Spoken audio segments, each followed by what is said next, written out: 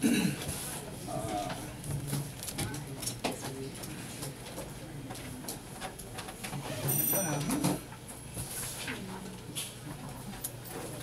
when that happens.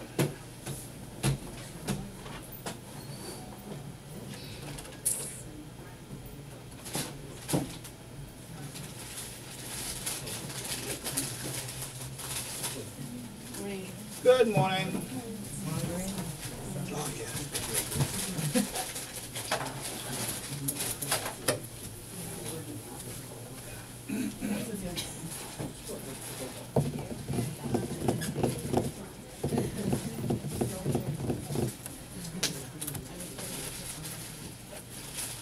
Again, I have to dim the light first because of the glare, so you get a good.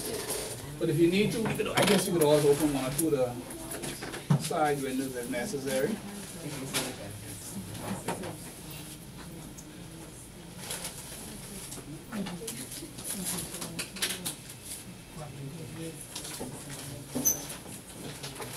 There's a register going around when you get a chance to get there, sign it. All right, I have to go back to check on the next lady. She's not. Okay. All right, but you can go ahead. Okay. So good morning, folks. Hopefully the rain didn't hamper your commute here in any kind of way. No? Okay, good. Everyone to call excited and energized this morning, yeah? Yeah. Good. Shame the devil, yeah? Shame the devil. You know some of you all, but you're still home sleeping. Morning, sir. But of course, we still need to get through this exercise so you can get your certification. So when you take this back to work, you get an extra $1,000 a month on your salary, right? That's a yes? No? Well, it don't work like that in government. Speak those things, that's not a good thing. Okay, let's claim it then. So we last week we started the Bahamian legal system and AML programs. So just I'll do a little quick refresher on the sections that I did touch, and then we'll advance to the rest of the presentation. The areas of discussion again, a basic introduction to the AML CFT. Now when I say the CFT, that's morning, sir. That's the combating the financing of terrorism. The F ATF, the Financial Action Task Force. You hear a lot about them. The Bahamas being blacklisted, and some statutory requirements. Some stuff that not woulda, coulda, shoulda, but you must do and or comply with. Yeah? So having said that, we start off with a little caricature. Everyone do exactly as they say or the nation gets it. A little reference to Fiji there where they had a law, martial law. The people weren't complying with the laws and stuff. There was chaos going down in the Fiji Islands, and of course, the government had to step in by way of the army and take over. But I say all that to say that we are a community of rules, believe it or not. And you laughed at me last time, I don't know why, when I said that if we didn't have to, some of us probably wouldn't take a bath. But of course, the laws of hygiene dictates that you sort of bathe. So you can't get around that. So there's some stuff that you need to do or you're required to do in the interest of yourself and the greater society. Because you could choose not to bathe. That's on you. But you ain't gonna know one job like that. And then of course that's a health risk. So we have laws and rules, morals and whatever to govern those type of behaviors. Amen? Mm-hmm. There you go. So, as it relates to AML, anti-money laundering and the combating and the financing of terrorism, just some acronyms that are there. AML, of course, that's anti-money laundering. CFT, combating the financing of terrorism. Sometimes they use AFT, which is anti-terrorism financing. So it's interchangeable. So if you see CFT or ATF, it's basically the same thing. Yeah? So AML, CFT refers to the body of laws and regulations that establishes the Bahamas' national framework for addressing the combating of money laundering and terrorist financing. So whenever you hear that, AML, CFT, okay, that's just our laws, our guidelines, our regulations to fight. Morning. to fight and address money laundering and terrorist financing. Of course, you can take notes, but of course, I is cheap. I made sure the presentation, I gotta have a copy for everyone, as always. And of course, you're still gonna read the booklet, but this is supplemental. I just give you this is my spin on it. I read the book, and I said, you know what? Okay, this is my take. Make sense? Yes. Okay, cool. So, you heard about those guys, the F ATF. You hear that a lot, and you probably will hear about the F ATF until the day you cross Jordan. The F ATF, the Financial Action Task Force, that is the international standard on combating terrorist financing and money laundering. It's originally the G20, the big countries, the big industrialized countries, who decided, you know, how do we fight money laundering and terrorist financing? So they all got together in a room. When you get the United States, Germany, China, France, Russia, and they all got together, they're superpowers, the big boys. They make the decision for the rest of the world. Believe it or not, yeah, you can be a part of CARICOM and all the other little stuff, but the big standard bearers, that's where the big decisions are made. Because everyone needs the United States, everyone needs Germany, Britain, those are the big industrialized countries. You say what we want, everything goes through one of those big G20 countries at the end of the day. Make sense? Giving a quick example. Import, export. 80% of what we import comes from the United States. Yeah? So if the United States cut us off, 75% of tourism come from North America. So if the United States cut us off, financial services industry, could you imagine if we cannot operate in US dollars, only B dollars? How far are we going to go with B dollars? The trade currency internationally accepted is the US dollar. So if you can't operate in US dollar, then what? How far the Bahamian dollars can carry you? You could spend that somewhere else, outside of the Bahamas, but you can do it there. So you are somewhat dependent, as I would say, goes far as saying, on the United States. So we can play, we can say what we want, that, oh, no, we're independent. Yeah, you're independent, but you're still dependent. Make sense? So the F ATF, on money laundering, is an international government body from various countries. Back in 1989, they got together and they established these international standards on how they're going to fight money laundering worldwide. So whatever they decide to put on paper that day, they're going to communicate it to the rest of the world, to the different regions, and say, hey, this is now the world standard. And this is what we agree to, this is what you're going to abide by. And of course, if you don't, and this decision they made, we're going to ostracize you, blacklist you. If the big boys say you can't touch, we're not going to do any transactions with the Bahamas. You got, if we can't do any business with China, Britain, Germany, United States, the big 10 countries, then what? We might as well close up shop. So they came up with a number of recommendations, and of course they call it recommendations. They didn't say you have to do it. You do not have to do it. We don't have to sign on to any of these accords. So we don't. However, there are consequences. You don't have to do it. We just blacklist you. You ever had people say, oh, a group of girls, you know, I always do this girls thing. Oh, we don't talk to her. We have our little girls thing over here, but her, we don't talk to her over there. That kind of way, she's not popular. You ever watch the movie Mean Girls, right? I'm the only one who's watched TV. We don't talk to Sophie. Sophie, and she look how she's dressed, like the Amish. We ain't on that run. She got to dress popular. But when Sophie started dressing like you, okay, now she could come in the art club. But other than that, no, we ain't entertaining that. The same principle somewhat applies.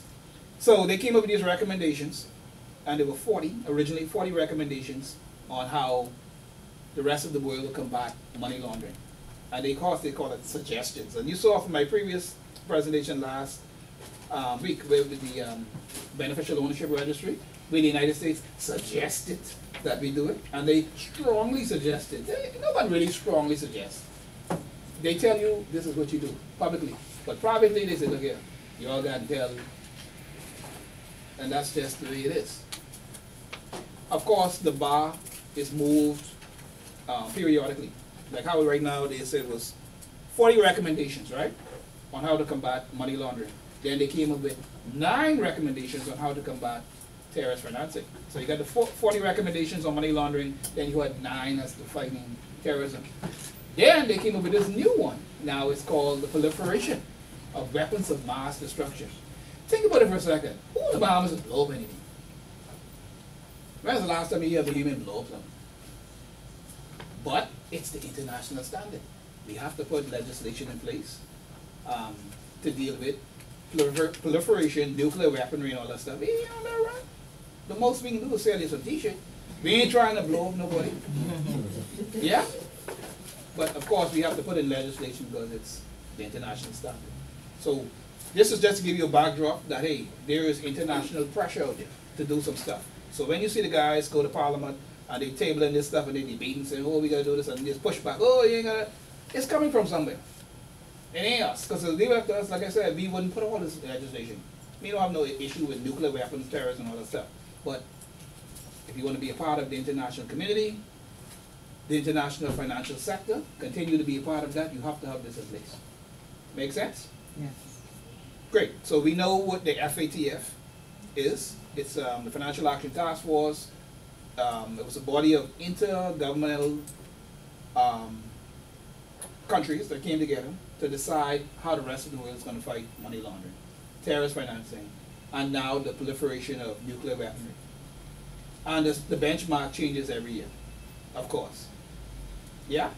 Because every time we meet the standard and we sign on, we say, okay, yeah, we did this and that. You all ain't there yet. We can blacklist you again. We may not get blacklisted. They may say, okay, we can put you on the white list. And then next thing we hear, we're on the gray list. And then we're on the blacklist. So they got several listing that they can put you on. One where they're observing you, one where they're periodically testing you, and one where they just ain't doing business with you. So you got the white, the gray, and the blacklist. Yeah? And of course, it's never a good thing to be on any list. No one want to be on anyone's bad list, right? Because that means you have to do remediation. You have to clean up your act, and of course, you have to demonstrate that you are in line with the standards that they have out there. Yeah? So we're comfortable with the F ATF? Yeah? If you have any questions on F ATF, by all means, let me know. And just so you know, while the F ATF is the international body, there is a regional one just for the Caribbean. It's called the Caribbean Financial Action Task Force. Matter of fact, they came in 2 years ago and they tested the Bahamas, our AML, CFT, and they gave us a rating of non-effective. Yeah, that's why they said that one of the issues they raised is that we have on our books money laundering crimes, but they don't see people going before the court for money laundering. Now, when you see people go to court now, everyone getting charged with money laundering. If you do a financial crime, they're tacking on now money laundering. We have to demonstrate to the rest of the world that we are actually charging people with money laundering, and it's on the books. Yeah. So it's a number of stuff that the deficiencies that they raised. So while you have the international F ATF, then you have the regional CFATF. So you're getting tested all around. Yeah. I keep talking about this international standard. So what is the international standard? The F ATF, the recommendation number 1, the first recommendation they came up was that all countries, not just some, not a few, they ain't picky. They say all countries in the world. You don't get no clearer than that. Should identify money laundering if it exists. Assess, do an assessment on how you're gonna deal with money laundering, all countries, and understand money laundering and terrorist financing risk. Have you heard in the Bahamas, every year or every other year we do something called a national risk assessment? Yeah. Yeah, I had to do one for my bank, and that was like about 100 pages. And I was like, where did you get all this information from? We have to do that. All the clearing banks, offshore banks, and they populate all this information. And then they come up with a final report that they call the National Risk Assessment, because they have to do a national risk strategy. Yeah? So that's why they put all this pressure on us to come out with all this information, all this stats. Because it's F ATF standard. And we have to go to those boards, those big bodies overseas, send a contingent and say, hey, we did our national risk assessment. This is our strategy. We see your recommendation number 1, and this is our position on that. We have to do that. Why? Because that's a part of their focus, and it's the standard. When we don't do it, they'll say, hey, Bahamas, what happened? What's your risk assessment? You don't want to get blacklisted, right? And sometimes I wonder if they just be looking for excuse sometimes. Just the leaders with this big stick that they wield. I wonder sometimes. So all countries have to identify, assess, and understand money laundering and terrorist financing risk. It's never woulda, coulda, shoulda. It's just the way it is to meet the international standard. Also, we have to design an authority or mechanism to coordinate actions to, again, assess risk and apply resources. So you ain't just figuring out where the risk lies as it relates to money laundering. You got to figure out how you encounter it. If you need to put legislation in place, put it in place. If you need to form a body, such as perhaps a FIU, if you don't have one, or some national national beneficial registry, ownership registry, well, you have to do that. Whatever you need to do, we have to do it to meet the standard. Yeah? And the aim, again, is to ensure that risk is mitigated. There will always be money laundering risk. Does money laundering happen in the Bahamas? Yes. Every damn day. Every day I see something suspicious. Well, I shouldn't be talking about my institution. But anyhow, every day I see something suspicious. And because the suspicion exists, as long as you got people, there's a possibility that someone can be corrupted. There's no such thing as a perfect society. Yeah, which is a good thing in a way, I guess, because I mean, that means there will always be suspicion. I mean, I will always be gainfully employed, I guess. But it does exist. Yeah? So you have to be able to mitigate and demonstrate to your regulator that you have in place policies, rules, to safeguard your institution. And it's not just your institution they're concerned about. Because if, let's just say, Bank A is known as a bank or institution for money laundering, it gets out in the press and the media, it affects the jurisdiction. It ain't just local to the Bahamas no more. Make sense? Mm-hmm. So the regulators always look at it holistically and not just your institution. But if your institution have cracks and gaps, that's why you'll see them doing on-site examination and they'll focus on you because they always look at the whole country and not just your little institution. Yeah? If I go on too fast, slow me down now. Right? Sometimes I talk so fast. Blacklisting. No one here would know blacklisting. That's never a good word because everyone started to stress out. Blacklisting essentially is this. When the F ATF telling the rest of the world, I don't think you should do business with Bahamas because, or any country because they're deficient. They slack. They have a lot of gaps. And the possibility exists that a lot of transactions are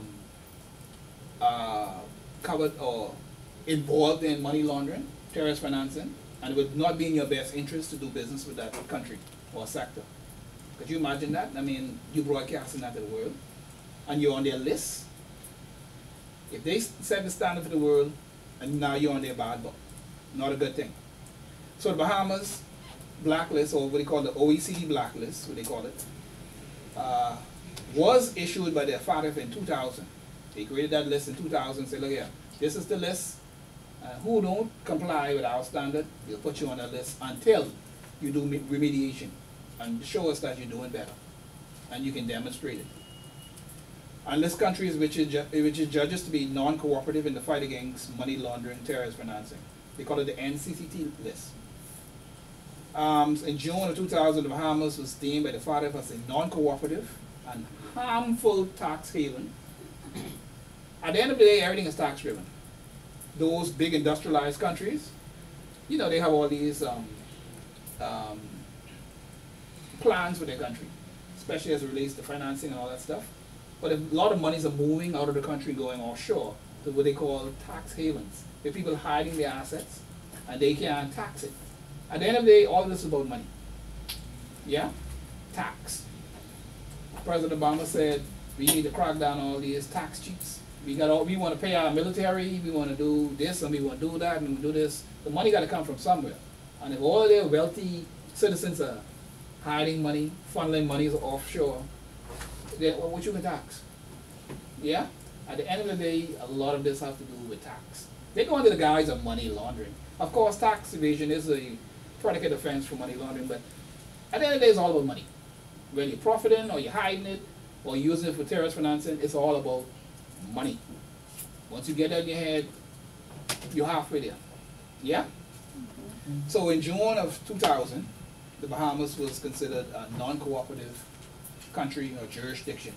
We weren't cooperating when they asked, okay, where does Jane Doe hide her money? Does she have assets in your accounts? They said we were not cooperative. I don't think that was fair, because we did have mechanisms in place. If you ever heard of MLATs, Mutual Legal Assistance Treaties, they can come to our Ministry of Finance and request information on any U.S. citizen. But then United States is a little tricky now. They say, well, you know what, people want the information to come even faster. They want FAT. That's the Foreign Asset Tax Compliance Act. You hear the tax in there. They want to know every bank worldwide, offshore, outside the United States, have to declare to the IRS assets on their citizens. Good morning. Morning. So you see where it all come back down to this tax again. So we were blacklisted, saying no one shouldn't do business with us because, you know, we were tax cheats, hiding money not just for tax cheats, but for PEPs, politically exposed poisons, and possibly terrorists. Mind you, I don't know if I should say some stuff, but anyhow, I'll go on record.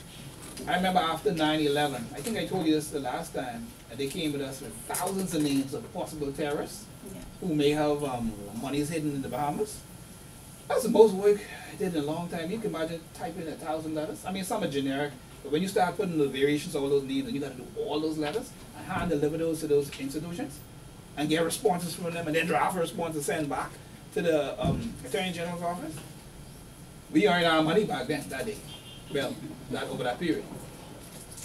So it is what it is. The bar is here, but every other day or year they would move it up. We would continuously be blacklisted or whatever. You know why? Financial services is that's what, number 1 or 2 for us?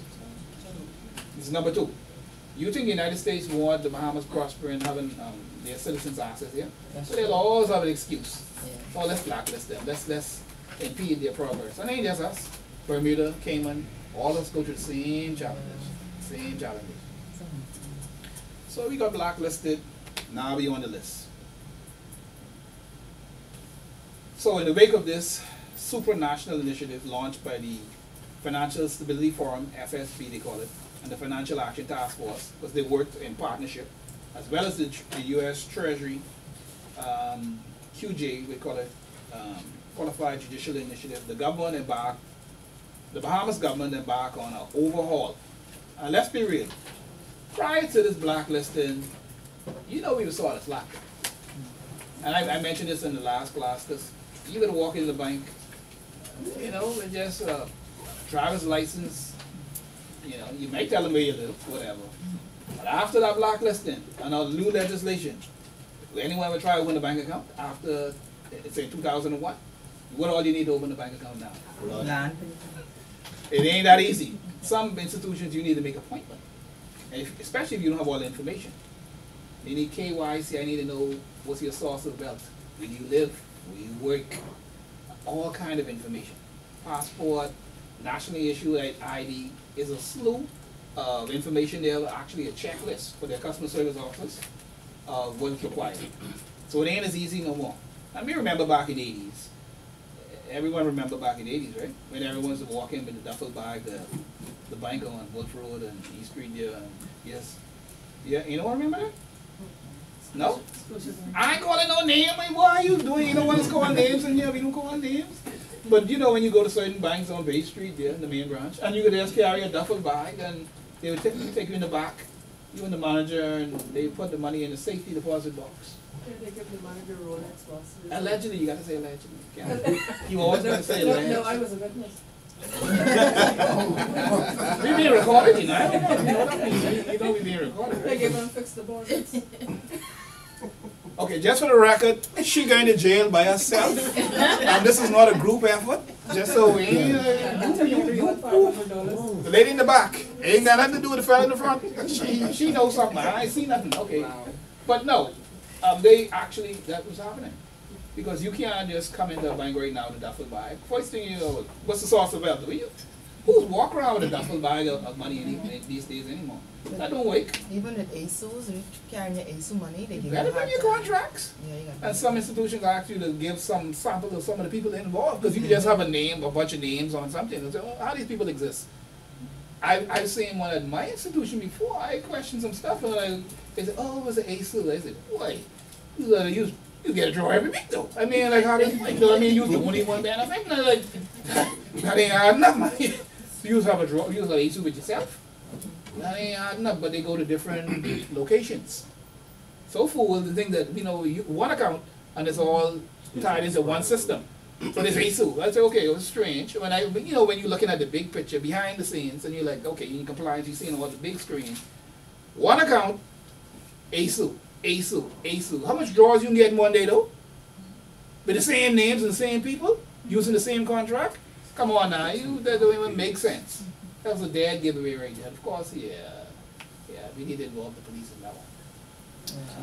Yeah, something here right. Because we have customers who will come in sometimes and say, hey, I want to deposit this. I was like, boy, that's a lot of cash now. That's like almost 70 grand.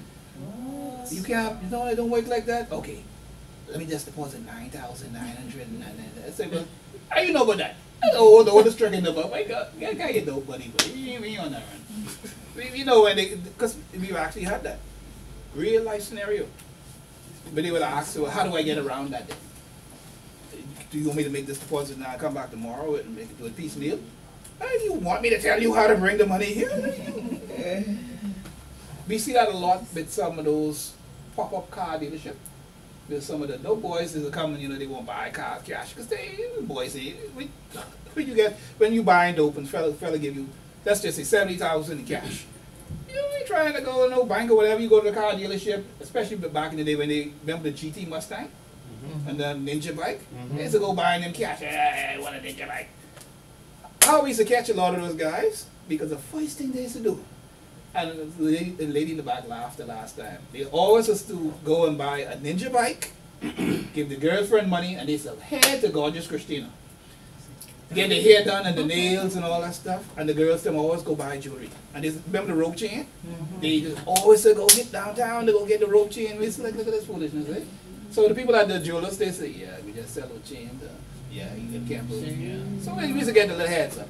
And then of course the girlfriends, Mikey, where you been last night? You been with a woman? I ain't been a woman, man. I been on a run here. Put that in your pocket. And what? Go on to Gorgeous Christina, getting the hair done with the, what they call it, the candy girls and all that foolishness. And they come walking around with it. And they're like, boy, look here, look, Gina looking good today. And he got a new bike. He been on the run. Probably got a score, probably. And then your little informants say, yeah, they doing foolishness. Go hit the house, you find the drugs, the money. So, on the GT Mustang, they were just selling like crazy. Everyone wanted a boss. They call it the boss, the GT Mustang. Oh, you got a boss? GT boss. Everyone was riding them. So you go to the house on the kickstand, right? And they got the Ninja bike and the GT Mustang parker. Now you know something ain't right. I mean, at least fix your house up though. I mean, the first thing you can do is get a car and a motorbike. And the girlfriend, she in the front seat and her hair all wrap up. So it's like, at least invested in something. I mean, it's illegal, but do something, with it, Just saying, man. But it worked in our favor, though. That's how we caught a lot of those guys. So, we needed to get off this list. We got blacklisted. The Prime Minister at the time, Honorable Hubert Ingram, he said we got to get off this list. What's the recommendations? They said, these are our deficiencies. We don't have FIU. Consider it done. Let's create it. Grab some officers together and let's form this. You need this law? Let's create that law. Do this. We need that. And we came by, I think it was 12? I think it's a bundle. I think it's like 12 pieces of legislation. Let's get it done. I think it was in 3 months. That's the fastest legislation ever passed. You know how we got to debate it and all that. He was no debate under him. He said, okay, what I done? I ain't get it done. And it was like he was getting stuff done. He said, Captain Senate, ain't got time for that. Tell him what. And he was just moving. He was like, he wasn't playing. In 3 months, you know how we got to debate and then they got to break for the summer. You know, all of that. He does. One thing I appreciate with him, though, I mean, like, Action pack. he wasn't playing like how they got to form a committee and this and review, and he had time for all that. He said, let's get it done. And it was, you know, we were removed on June 2001, the 22nd of June, because we were moving fast. Because as soon as we had the legislation, we ran over there before them at the G20 and said, look here, the legislation is here, let's get it done. And so said. So done. So improving the framework, legislation that came about included, this piece was in here. I go on ahead putting the cart before the horse now. But I'm saying this to say that in 2018, I guess I can speak to this too. We needed to improve on some legislation. Yes, we had that bundle to get off the blacklist. But again, we face another blacklist. Because you remember last year we got blacklisted. We had to get off that list again. Some new improvements, some recommendations. The Financial Transaction Reporting Act 2018. It was tabled and it was passed, so we had to upgrade that. If you know in our FTRA, it speaks to having reasonable suspicion, whether you know or suspect. Yeah, they added some words in this, such as ought to know. And that could mean a lot. If you add ought to know in law, so like you ought to know better. So you could suspect or you could know, but when they put in words there like ought to know, I mean like you ain't got no excuse. Yeah? So they covering all bases. That was just one of them. But the FTRA was updated. Proceeds of Crime Act was amended again. Anti-terrorism bill was amended. The fines and penalties increased. In some instances, you had like $50,000, and they were increased to like $500,000. That was one of the findings by the CF ATF. They came and said that you guys have a lot of fines on the books, which is good, but those fines are so small. $50,000. Why not 500,000? You can't find 50 grand. You can find 500,000 to pay the cost. That's not like jail waiting to happen, right? Traveler's currency declaration bill. It's an act now. They just haven't rolled it out as yet in actual practice. You know, when we leave the country, we have to declare 10,000. When you're coming back in, you're gonna have to be declaring so on. So it ain't just going out, it's coming back too. And that was a recommendation too. We needed to. But sometimes people do go away, and they do come back with money. Let's be real. If anyone in this room right now win the lottery, you coming back? Yeah. Come back where? I come back for my clothes. I'm rich. What I come back for? What I come back for? You win the lottery today and the United States offer you a green card. You coming back with? I'll call home. I can tell them I can miss them. But I ain't coming back. For what? What I come back for? What? To deal with the traffic on the road here? And my boss who I don't like? But I come back for I'm rich. But of course, it's because one of the recommendations made by the Government Financial GFRC, I think that's what it's called. It's a body of regulators in the government ministry. They get together. And what they wanted to do is something similar to Jamaica. They call it a TTR, Transaction Threshold Report. Thank God we don't have that. Any amount over 10,000 at a financial institution, you have to report that to the central bank. You know how much transactions in the Bahamas are over 10,000? I know, right? So a part of the remediation is the traveler's bill. Because if you're going over 10,000, and if you're coming back with 10,000, you got to declare either going in or no. Yeah. So you soften the blow. So you declare it to the Bahamas government? It's a form that you have to complete, yeah. So, okay, because when you go and you declare that to the U.S. US, government, yeah. so how the Bahamas will be doing? You'll be doing that, so yeah. life will be much longer now. Not really, not really. No, they can incorporate that in the form. American citizens or tourists have to declare to the Bahamian government when they bring over $10,000 too, or just for Bahamians? That's Bahamians. Wow. Yeah. I mean, unless you can go to TTR report like Jamaica. Because I seen it for our institution where I work, where we have to complete a report and it's done like in a batch every day. So they got to go through their automated system, everything at 10,000. And then they have to electronically file it with the Bank of Jamaica. I mean, it's tedious. You have someone who just assigned to do that. So they got to go to all the different units, pull all their 10,000s electronically and file it. So that requires manpower and resource to do something like that. So it is what it is. And of course, it's going to be done electronically. So you got to educate whoever from your compliance or reporting arm would have to be doing that. Yeah? That is what it is. I mean, like I said, the standard changes. It ain't us. Because we have to demonstrate to the world when they come in to test us and examine us. They say, hey, what are you doing? How do you know what's coming in your country? Or what's going on in your country? Oh, we can demonstrate that. Everyone in this room, when they go, they declare. When they come back in, they declare. We have national threshold of 10,000 in the banks. We have what we call declaration of source of funds. If you meet a threshold and we do not know the origin of the funds, you have to complete that.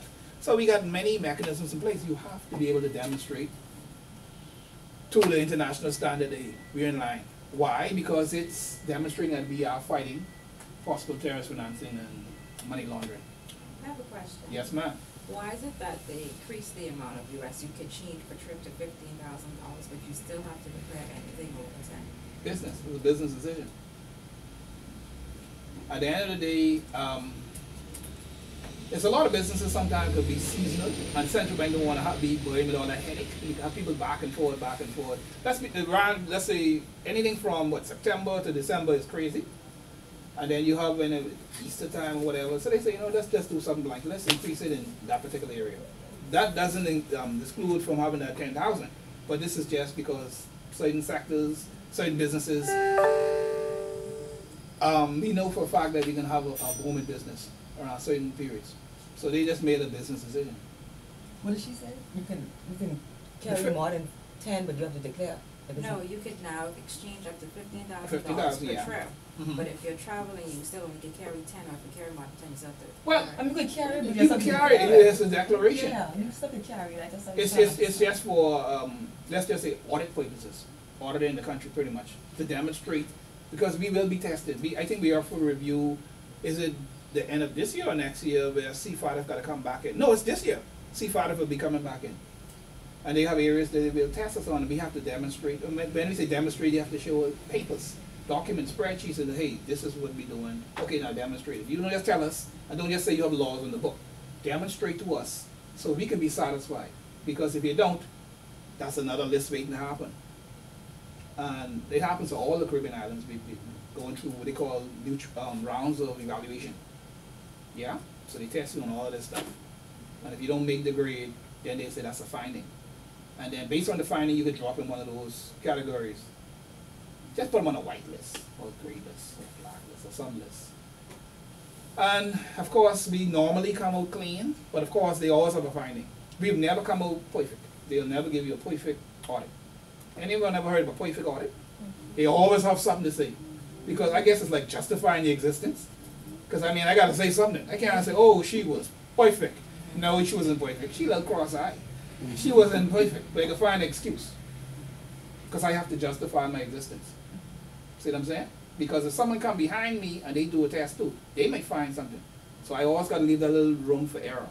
I say, oh, she was satisfactory. I'll never say you were excellent. Make sense? Financial Intelligence Unit. Their bill was, sorry? Question? Oh, their bill was amended to give them more powers to fine financial institutions. Say, for example, Fine as in monetary. oh yeah, Okay. oh yeah. No, when you say fine, it was like fine as looking located. No. To fine as in FINE, because they were actually, when I was there, we were challenged. You know that the powers of the FIU was actually taken away. They went to court for that. I think it was under which minister was that? Was it? Not minister, but attorney. I think it was Maynard. Peter Maynard. I think it was him who challenged it, and we went to court. Where he said that they didn't have the power to request information on accounts.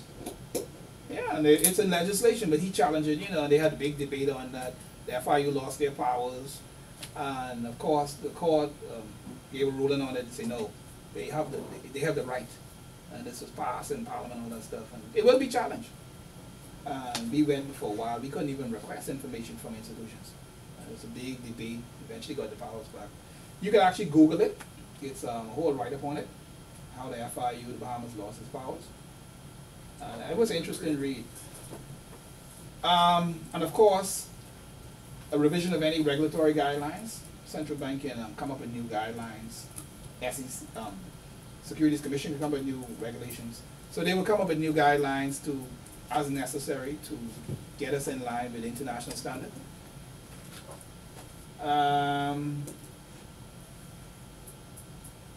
KYC, we were talking about that a little earlier. You have to know who your clients are. That's basic. That's AML 101. You have to know who your client is. You just have to know who your customer is. The laws of Bahamas is specifically concerning money laundering and terrorist financing, and the requirements that financial institutions know their customers are found in the following legislation: Proceeds of Crime Act and subsequent amendments of 2018, Anti-Terrorism Act, Financial Transaction Reporting Act, the Financial Transaction Reporting Regulations, Financial Transaction Reporting Wire Transfer Regulations, the FIU Act, of course that was amended last year, Financial Intelligence Transaction Reporting Regulations. Why do you need to know who your customers are?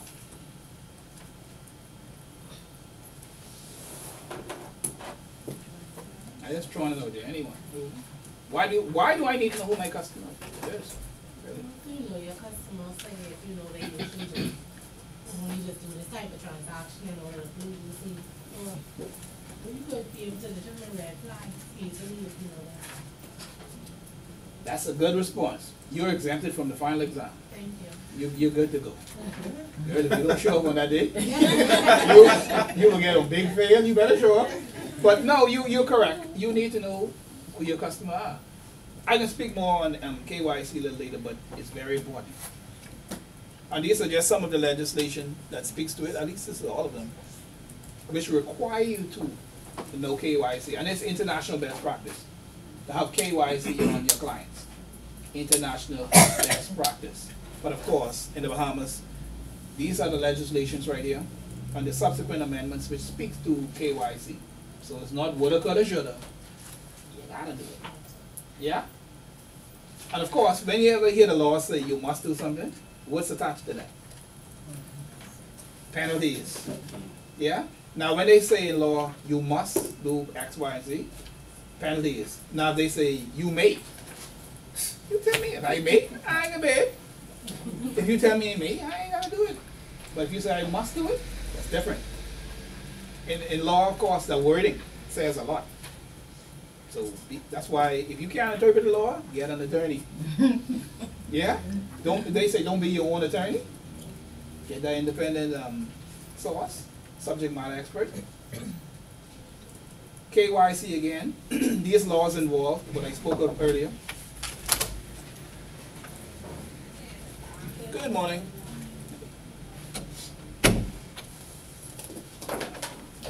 You're good. Anyway along, you'll be good. So, with the KYC, which is know your customers, these laws, the ones I indicated earlier, involve outlining the crime of money laundering. So you have to spell it out. You know, outlining terrorist financing, saying what it is, outlining which businesses are subject to these laws, creating requirements that reporting entities must follow. So all that is spelled out. Creating government agency to receive suspicious reports, and we know what that agency is, which is the agency in the Bahamas responsible for receiving all suspicious reports. FIU, Financial Intelligence Unit. Creating a regulator to oversee compliance. Yeah. Naming the law enforcement and government bodies that will have access to the reports received about suspicious matters. So all of that is outlined in the various KYC laws. And I gave you the KYC laws earlier. Yeah?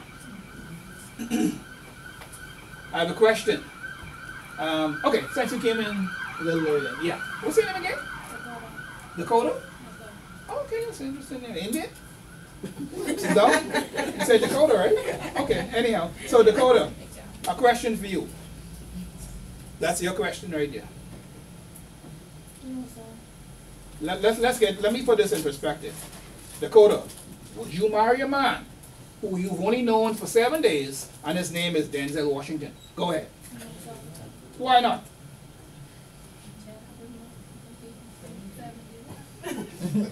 What else you need to know? You've known this man for 7 days. What's the any name? His name is Denzel. Okay. You've known him for 7 days. That's 1 week. His name is Denzel Washington. Go ahead. What else you need to know about Denzel? Like a basement. Sorry? You don't need to know what else you need to know. This is story. What are you about? They're going to laugh. So Wikipedia for that. this is a question I got some crazy responses from some one lady. She said in one of the class, she said, "It ain't Denzel." Oh, well, that's a deal breaker. That's solidified the deal right there. Denzel, we even have to have no debate. That's it. And you see how he look? I said, "Miss, okay." See, the trick is this. When I say in 7 days, you've only known that person 7 days. He only named Denzel Washington. Exactly. And Denzel. He named Denzel Washington. And if you've known him for 7 days, is that adequate time to enter into a lifelong relationship? No. 7 days. Unless it's a reality, because they do that like in a Yeah, reality mine show. is first They do that time. quick. That's for entertainment. Yeah. Yeah, because on TV you're like, I've known you for 48 hours, but I think you're the one. Like, wow, really? That's how he's doing it? But at any financial institution, you will not onboard a customer who you do not know or have a level of comfort. That's what I'm trying to get at here. Because you're entering, hopefully, into a long business relationship with someone. You don't onboard someone who can be there for a day or a week. That don't even make sense. But if you're talking about a long business relationship, in this case, you're talking about a lifelong, with your handcuff on, I guess, and a lifelong relationship, you will want to know that person. You know? I want to know, do you snore? Do you drink? Do you beat your wife? Do you play numbers? Do you drink? I mean, like, what's your vices? What issues do you have? You don't want to find that out after the fact, right? So this is why you ask your customer up front, do you have a job, sir? What's your source of funds? Where do you live? What's your nationality for exchange purposes? Stuff like that. What type of activity is going to happen on your account? The money's coming in, money's going out. Are you sending money to a high-risk jurisdiction? You got a lot of questions that you have to satisfy before you go into this relationship. It's called KYC. So, this Dakota, 7 days ain't enough time. So you need to do research on the young man. Take him to your pastor, your parents. You remember back in the day when you always take the person who was going to be a spouse to your grandparents, and your grandparents say, "Who your mommy was? Who your so and so was? You related to them sons from over at Driggs Hill or from Culbert's Hill? Oh yeah, I don't like them people in Culbert's Hill. You know that is? You remember the grandparents was to check you out back in the day? Oh, you remember that? And then they say, "Oh no. I was only being nice with him when at the meeting, but no, he ain't the one." Everyone knows about that. But KYC is the same principle applies, whether it's life or at your place of employment, you need to know. Because you're not being nosy, this is the dumb thing called the law. Because when you're audited, or when the regulator come in, they test you and they say, well, what KYC principle was applied here? He named Denzel. No, what KYC was applied here? What standard was used? Is it in line with international best practice? It goes right back to the father saying, you need to know. You have to know. Yes, sir. You know, I think some banks are a bit too extreme. I was opening up a business account with First Caribbean, and But why are you pointing at me when you say that? I know you work bad. Okay. And it was, I exaggerating, but probably a stick like this, Yes. right? Uh-huh. But I was opening up a business account with RBC. Mm-hmm. It was maybe thick like this, Mhm. right? So I think sometimes some of the institutions get too extreme, one. Mm-hmm. I think sometimes it's how they question the customer or the clients. Sometimes they make the clients feel really uncomfortable, like, You're hey, criminal. what kind of activity are you dealing with? Mm-hmm. I think sometimes if these banks could, or they have the right people in place Mm-hmm. to massage that in or to ease it on the customer, they get a better response. Yeah. Right? Because Agreed. I was there like, Jesus. I didn't fill it all out. I gave it to someone to fill it. I couldn't handle it. But it's open. It's open. It's Like open, that. okay. Yeah, Well, yeah, I yeah. mean, You know? happy to hear that. I mean, at that institution, I guess. But what central bank gives us is called the minimum industry standard. Okay. Some banks, the standard may be higher based on their policy. I agree. Some banks, while it's the regulators industry minimum standard, they answer to parents, maybe in another jurisdiction. It also has to be in line with, let's just say, for Caribbean, it's not in line just with the local legislation here, central bank. They also have to have Canadian, what they call OSFI, regulations have to be in line with. So it may be a little tickle with some of the Canadian banks, maybe not as royal, but the standard varies across the banks. It's the minimum standard. Everyone has to apply to that. But then there's some institutions that they have to have the standard So it's a other little layers. higher. In other words, it's other layers. It's other layers. So they because satisfy central Yes. bank, and then they'll have to satisfy. yes, OSFI Canada. also because that's built into their Okay. system. Because you gotta, you got your ma, I gotta adhere to her, and I got a pa too. So I got the parents. So it ain't just her. I gotta keep happy that he, and what they say, honor your parents. Yes, ma'am. I have a question. A lot of those stuff can't be done online. They have to be done in the bank. We have customer facing. Sometimes we do stuff intermediary. It depends, but the information has to be verified. But I mean, you could have to go with passports and stuff. If they have a program online. You could have passport online, but who saw the passport? Because there's a rule where it has to be, there's a verification process. But the U.S. Now, when people say the U.S., They make the it. United States, they got with the national. Let me give you an example. The National Ultimate Beneficial Registry. They tell us, oh, you all have to do that. You have to disclose who your beneficial owners are. You have some states where it's illegal to do that, but they telling the rest of the world you have to do that. So isn't that little That hypocritical? was standard. Yeah, but you need the United States. Agreed. Who need who more? You think that we? I think we need them a little bit more. So we have to adhere to their rules. For us, when you're talking about those documents online, it has to be if the staff don't see that direct, so they can say, I had sight of the original. You have to have what's called an intermediary, someone like an accountant, a lawyer, someone who's what we call a suitable certifier, to certify that they actually saw the original, and they can stamp it, verify it. So it's not a matter of just. It's not just sending it, yeah. So, because people could Photoshop a passport, and say, see, it's my passport, and it goes back to identity theft too. I could copy and paste and put your face on something. We had a scenario at my institution, which will remain nameless, where we were defrauded just last year of more than 300,000, and it was we were like, wow, how did that happen? And some stuff broke down there, and you can't make the process that much easier. We learn from some stuff, not to repeat the same mistakes. I know sometimes the public say, well, why they asking me this? Trust me, there's always a reason behind it. Anytime you see there's a change, something took place. Whether it's international pressure, standard, or we learn from some gaps, but something took place. And then, of course, it's to protect you. Someone asked the other day, a customer, well, why you want my ID? Why you want my this and that? You know how much people name Linda Rule? It's a common name. But some people, brother, I get this being recorded, but I hear this again. John Rule.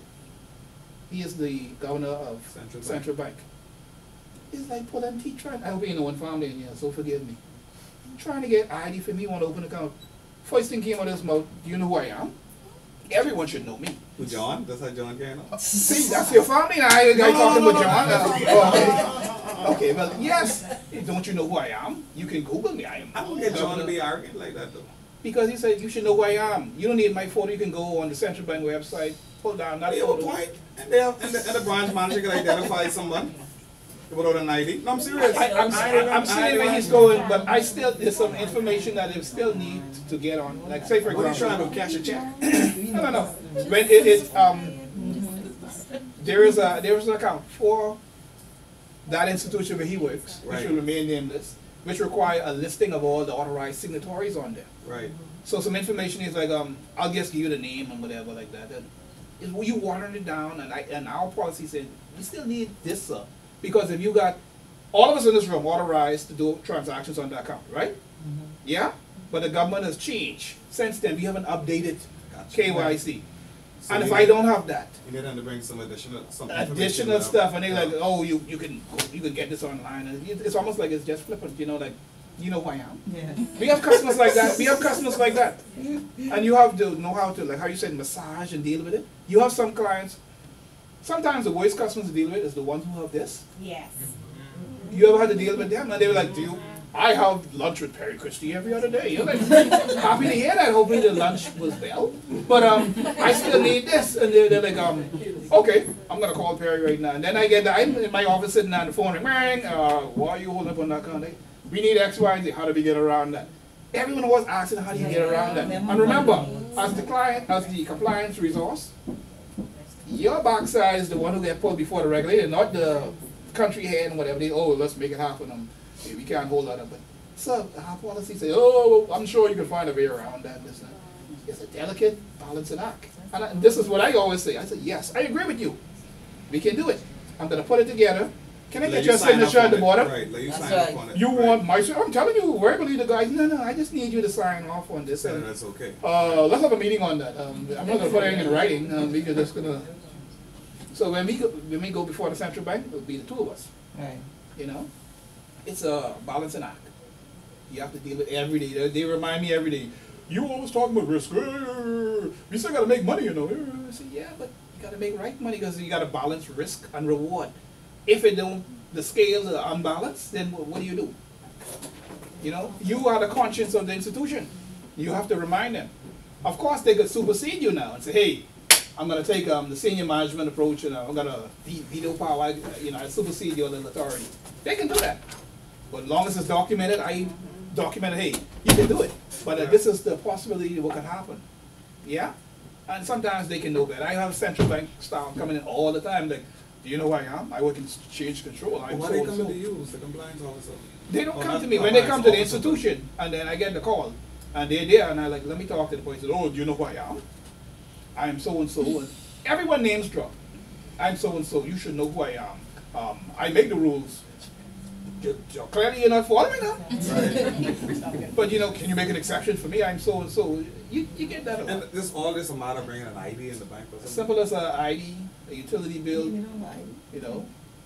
Ain't even need to, all they need is a voter's card. But sometimes it happens with politicians too. I hope I ain't gonna know one for me. Tommy, and he's like, come on, man, I'm Tommy. I'm like, okay, happy to meet you, Tommy, but You should have said your name. this is so and so. But of course, he worked at the bank.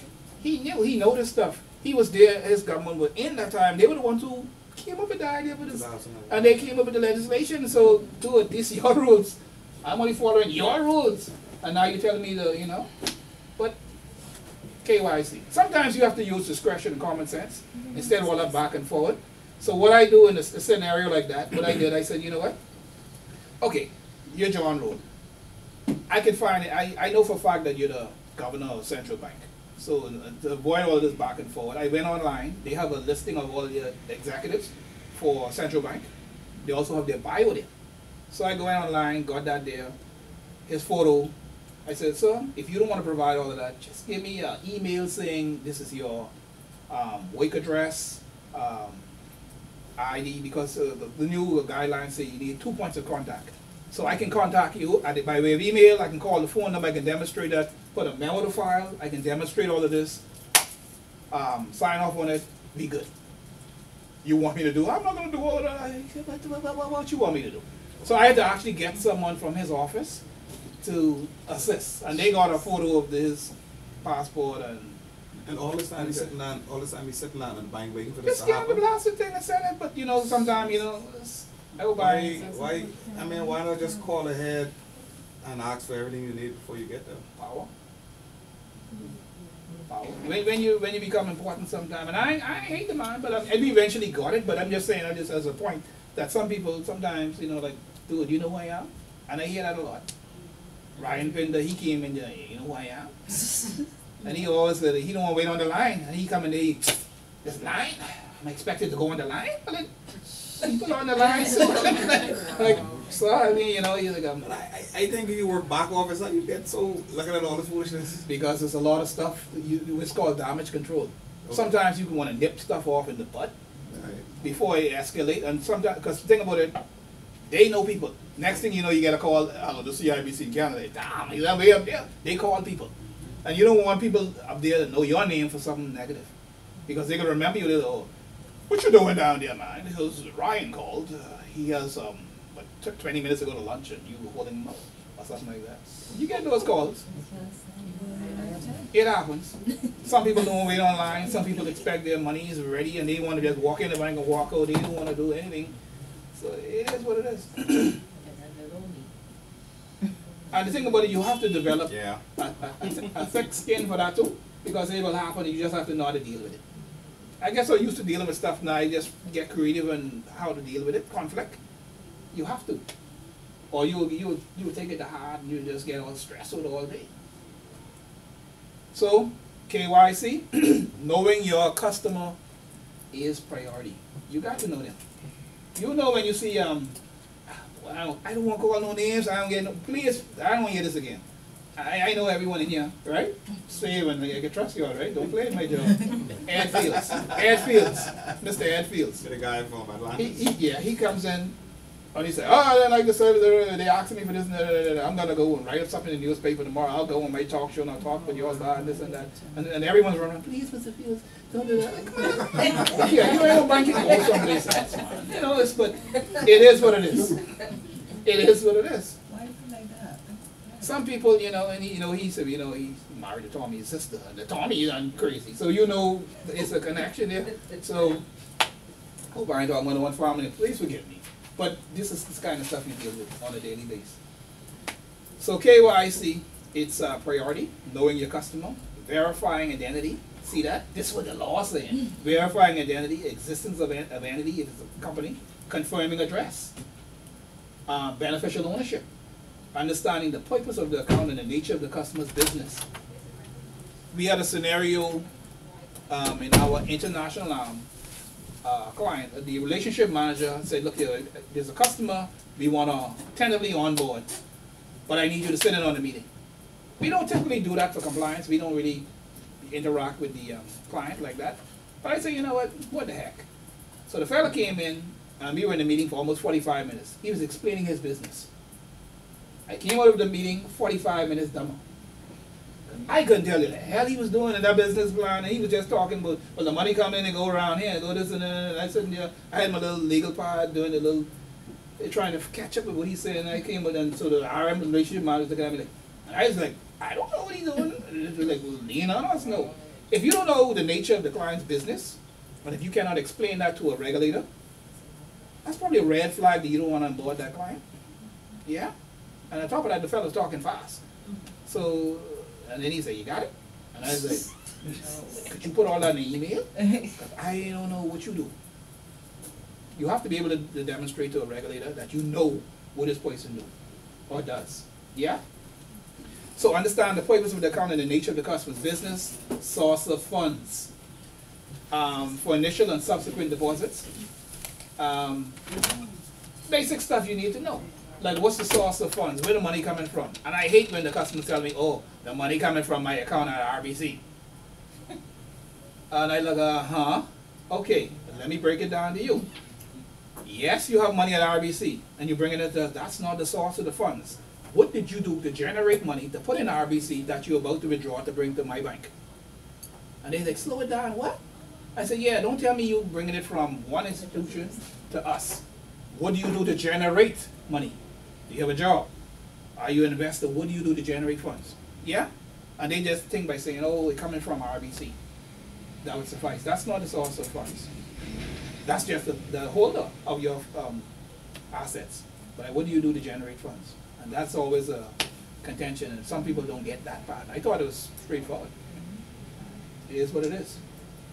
Understanding how the account is to be operated, we need to know potential activity. What's coming into your account and what's leaving the account. Why are we doing that? Because we are profiling you. Yeah? Believe it or not, anytime a customer walks into a bank or a financial institution, you're being profiled. Yeah? It's not, I mean, in a sense, you need to know, build a profile on someone, because if I know Dakota's coming to the bank, she brings, let's just say $200 she deposits that weekly. And all of a sudden, Dakota started bringing 1,500 a week. That's a red flag. Because Dakota never disclosed to me as to, you know, she have additional revenue stream or what this is additional revenue represent. I remember a couple of years ago there was over at Atlantis.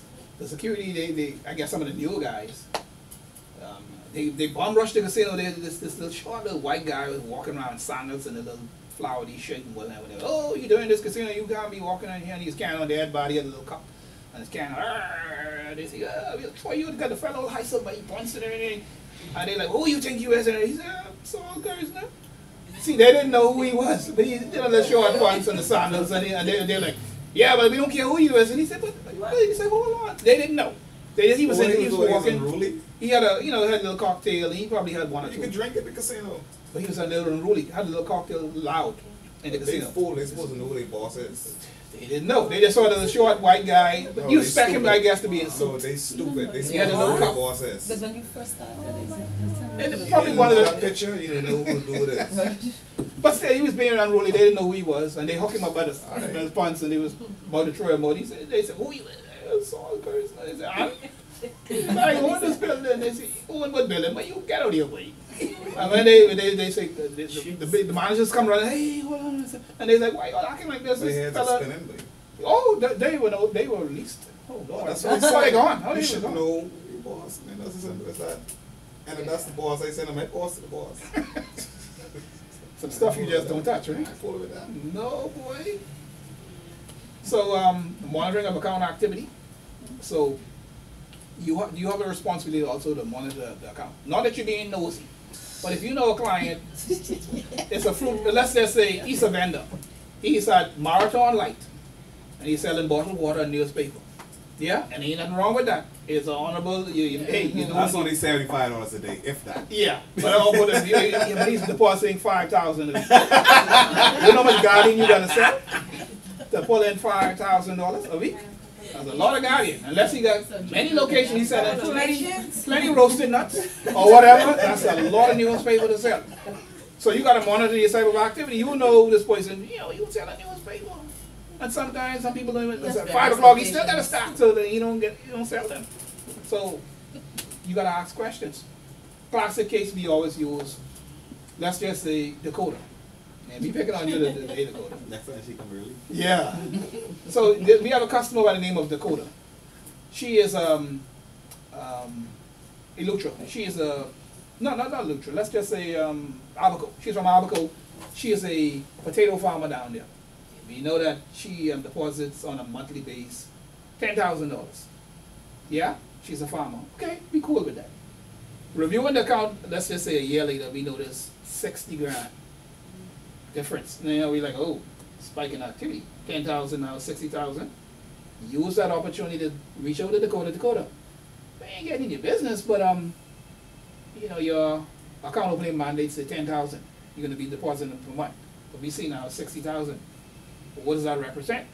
During that time, she may say, hey, the spike in activity, I ain't just growing potatoes, I'm exporting potatoes. I supply Bamboo Shack with all their French fries. I have a business license, I have receipts and supporting documentation. You see the difference? Yeah. So now you can now update a KYC. So when you monitor now, your gauge won't just be at 10,000 or 60 or perhaps more, because she now have additional revenue stream. But you have to ask questions, and this come by way of monitoring activity. Yeah, make sense?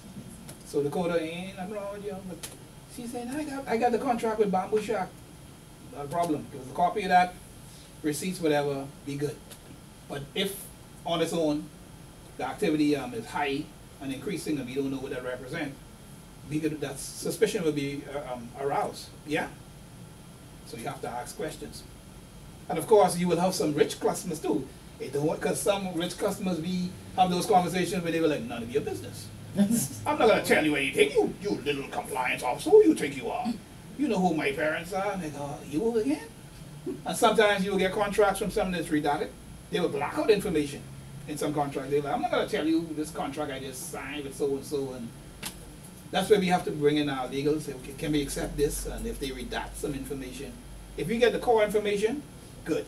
Sometimes you might have trust deeds. Some people say, oh, the money's coming from the trust fund, which you never heard of. And sometimes you got to get a copy of the trust deed to demonstrate this. You know, and sometimes rich people redact it. Case in point, don't give me no problems. Ransom in it. Half of the stuff ain't in his name. He own half of this island and a lot of that ain't in his name because there's a lot of stuff in trust funds in the kid's name, a lot of stuff even in his name. I didn't know he owned some of that stuff.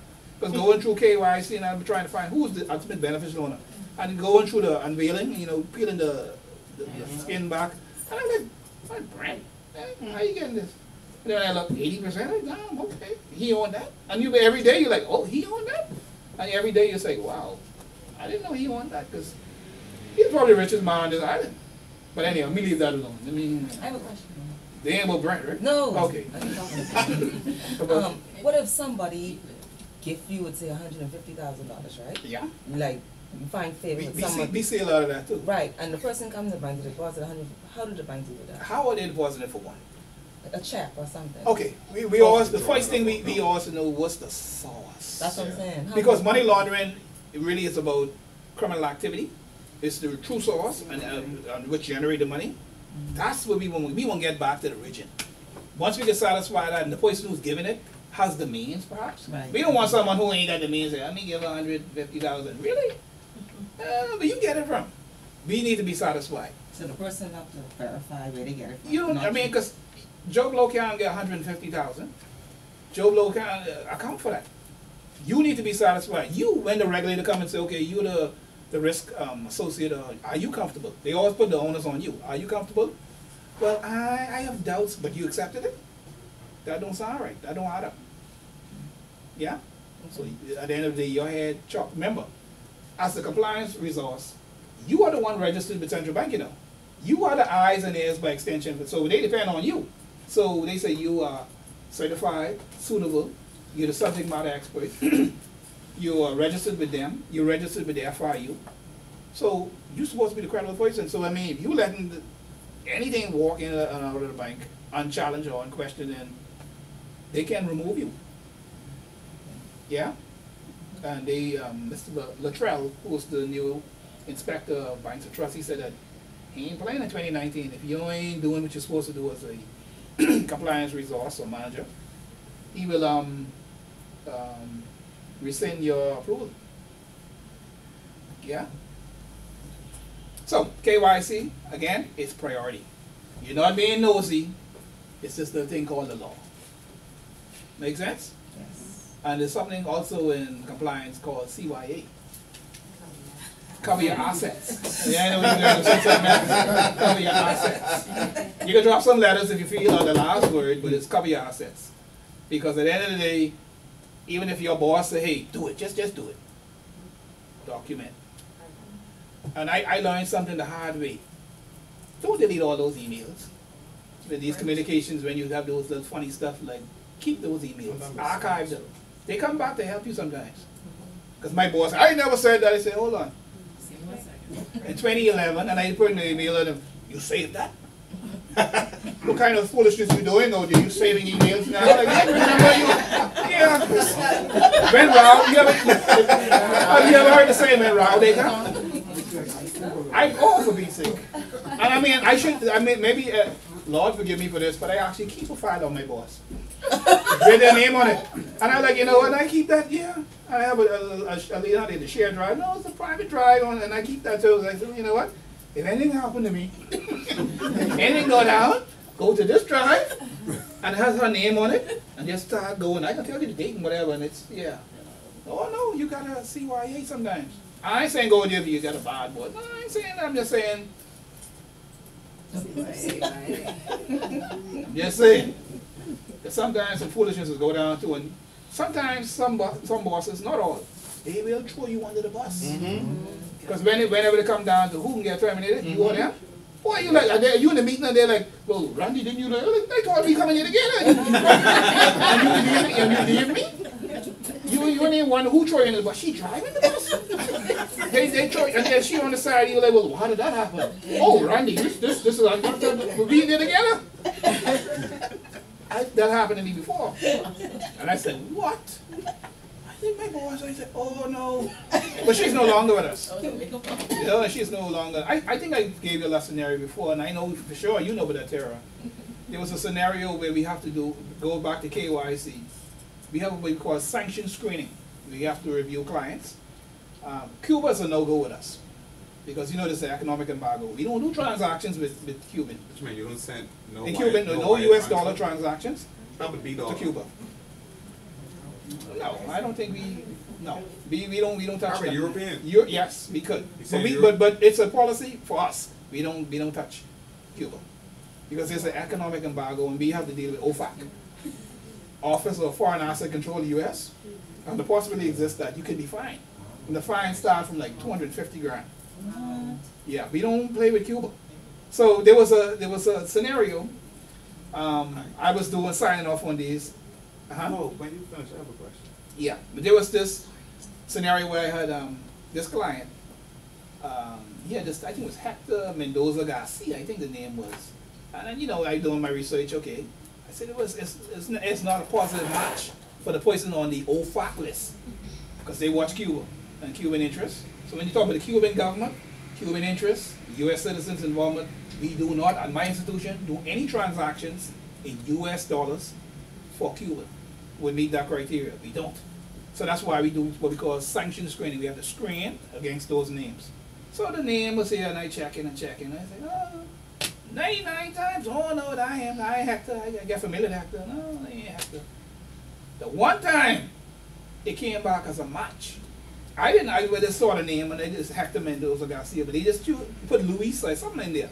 But I mean, I said, oh, that's Hector, man, yeah. Going on vacation. You know when you're on vacation, mind your own business. You know you'll be checking because the last thing on your mind on vacation is what? Work. So I'm busy. I'm in the shock face and I get a call. Bing! Like, hello? Hey, Randy, what's up? I said, oh, hey, boss, what's up? You'll be calling me from Cayman. I said, you're not on vacation, right? Yeah. You remember that thing with the Hector? And I said, yeah. She said, yeah. It came back as a positive match for someone on the OFAC list we're not supposed to do business with. And I like, okay. Yeah, they're talking about a fine of $250,000. So you want now bear in mind you on vacation. You on vacation and Playing Cuba on vacation. so when she said that to me, Anna McLean, I'll never forget that. I mean, like, my stomach broke right down. I was like, hold on, what? She said, yeah, a fine of $250,000. It ain't that will get me, is what she said after that.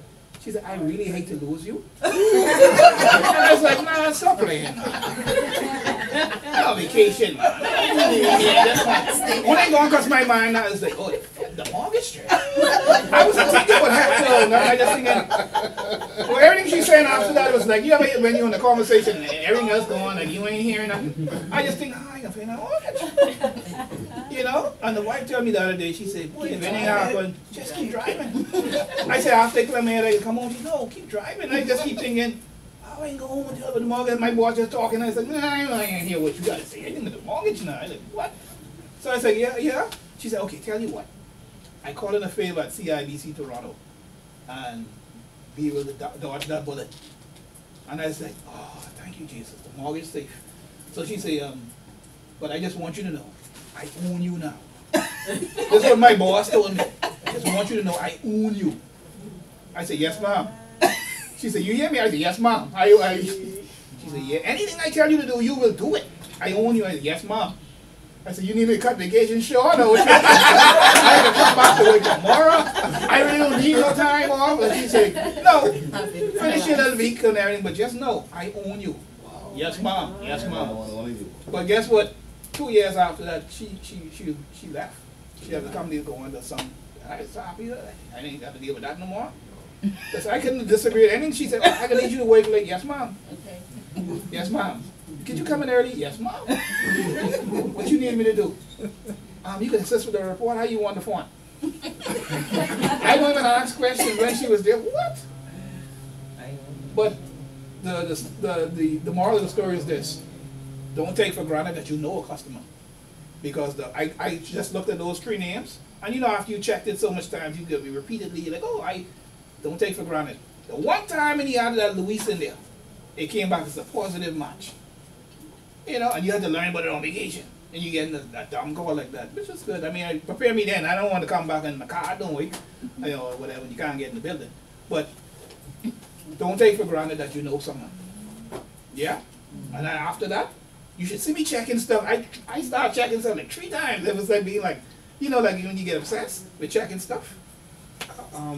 The Cuban embassy or consulate on Collins Avenue. We know they do visas for Chinese and for other nationals, like when they go into school or whatever over there. I know they have a bank account set up with Scotiabank, right? So when these clients or when these customers or when these tourists come there and they have to make a payment to the Cuban government, that trade isn't in US dollar. No, you probably can't speak for Scotiabank. No, I can't speak for them. But I know for a fact, because I was there with the person, I know for a fact it was the Chinese lady, that she needed the money to be transferred, because she had money. She had $100. But the embassy don't accept money. So they have a Scotia account set up, right? But what I had to do is I had to transfer the money, I had to take her money and transfer the $100 to the Scotia account or whatever, right? Yeah. So my question is, do they or do they not do business? Like, that transaction, I can tell you 99.9 that it would be done in Canadian or euros. Okay. Even though they may pay in US, but that cannot go through in because you'll get OFAC. They could stop the process. They could actually stop it, and we've had money forfeited before. Also, we actually got customers who had to come in with all kind of documentation to verify that they ain't the same person, because it was so close that we have to bring in all kind of information. They could stop it, and it could be a transaction where your money is held. You know. KYC is very important, and I had another scenario I can talk real quick in the interest of time. Called me ignorant at the time. I got a call from someone in the branch saying that there was a transaction to China, and they needed it was stopped. And I was like, okay, what are you calling me for? The customers were ranting and raving, and I didn't even know what Indian Remi was at the time. And they said they want to buy 10,000 Indian Remi. That's all I heard, and I was like, what the hell is Indian Remi? I don't know what that could be weed or something. I don't know another name for, like Mary Jane is another name for weed. That may be what they call it. I don't know what Indian Remi. And who's buying $10,000 over here? One person buying all that in here. Business owner. Well, I didn't call me ignorant. I don't know people just buy that much hair. I didn't even know hair was sell like that over here. So I didn't know. So the person at the bank, they carried on by. I stopped the transaction with the 10,000 Indian Remi, whatever. They educate me that day. They said, oh, no. See, you got to know your customers. Yeah, she does this thing. And then I said, well, I didn't know. I wish she keep all I hear. I said, well, that's her business, but it's $10,000 away from China.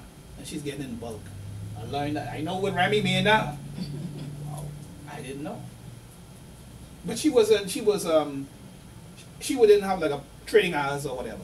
She was a standalone, this Mary Jane or whatever. But she just happened to have 10,000 and buying that, and it was a hit. You know, so it's the transaction stopped in a queue, and they needed compliance involvement. And when I saw it, I was like, okay, what the hell is this? 10,000 and Remi, that could be bullets or something. I don't know. Knowing your customers, see why it's important. So you do have a legal obligation. So I ain't like you're trying to be nosy. You gotta know. So mandatory obligation to report suspicion, because I thought it was suspicious. One person buying all of that here, that's 10,000. Financial Transaction Reporting Act, Procedure Crime Act, all of them speak to the reporting of suspicion. Once you have reasonable suspicion, you have to make a report. Yeah? You need to be compliant with the law.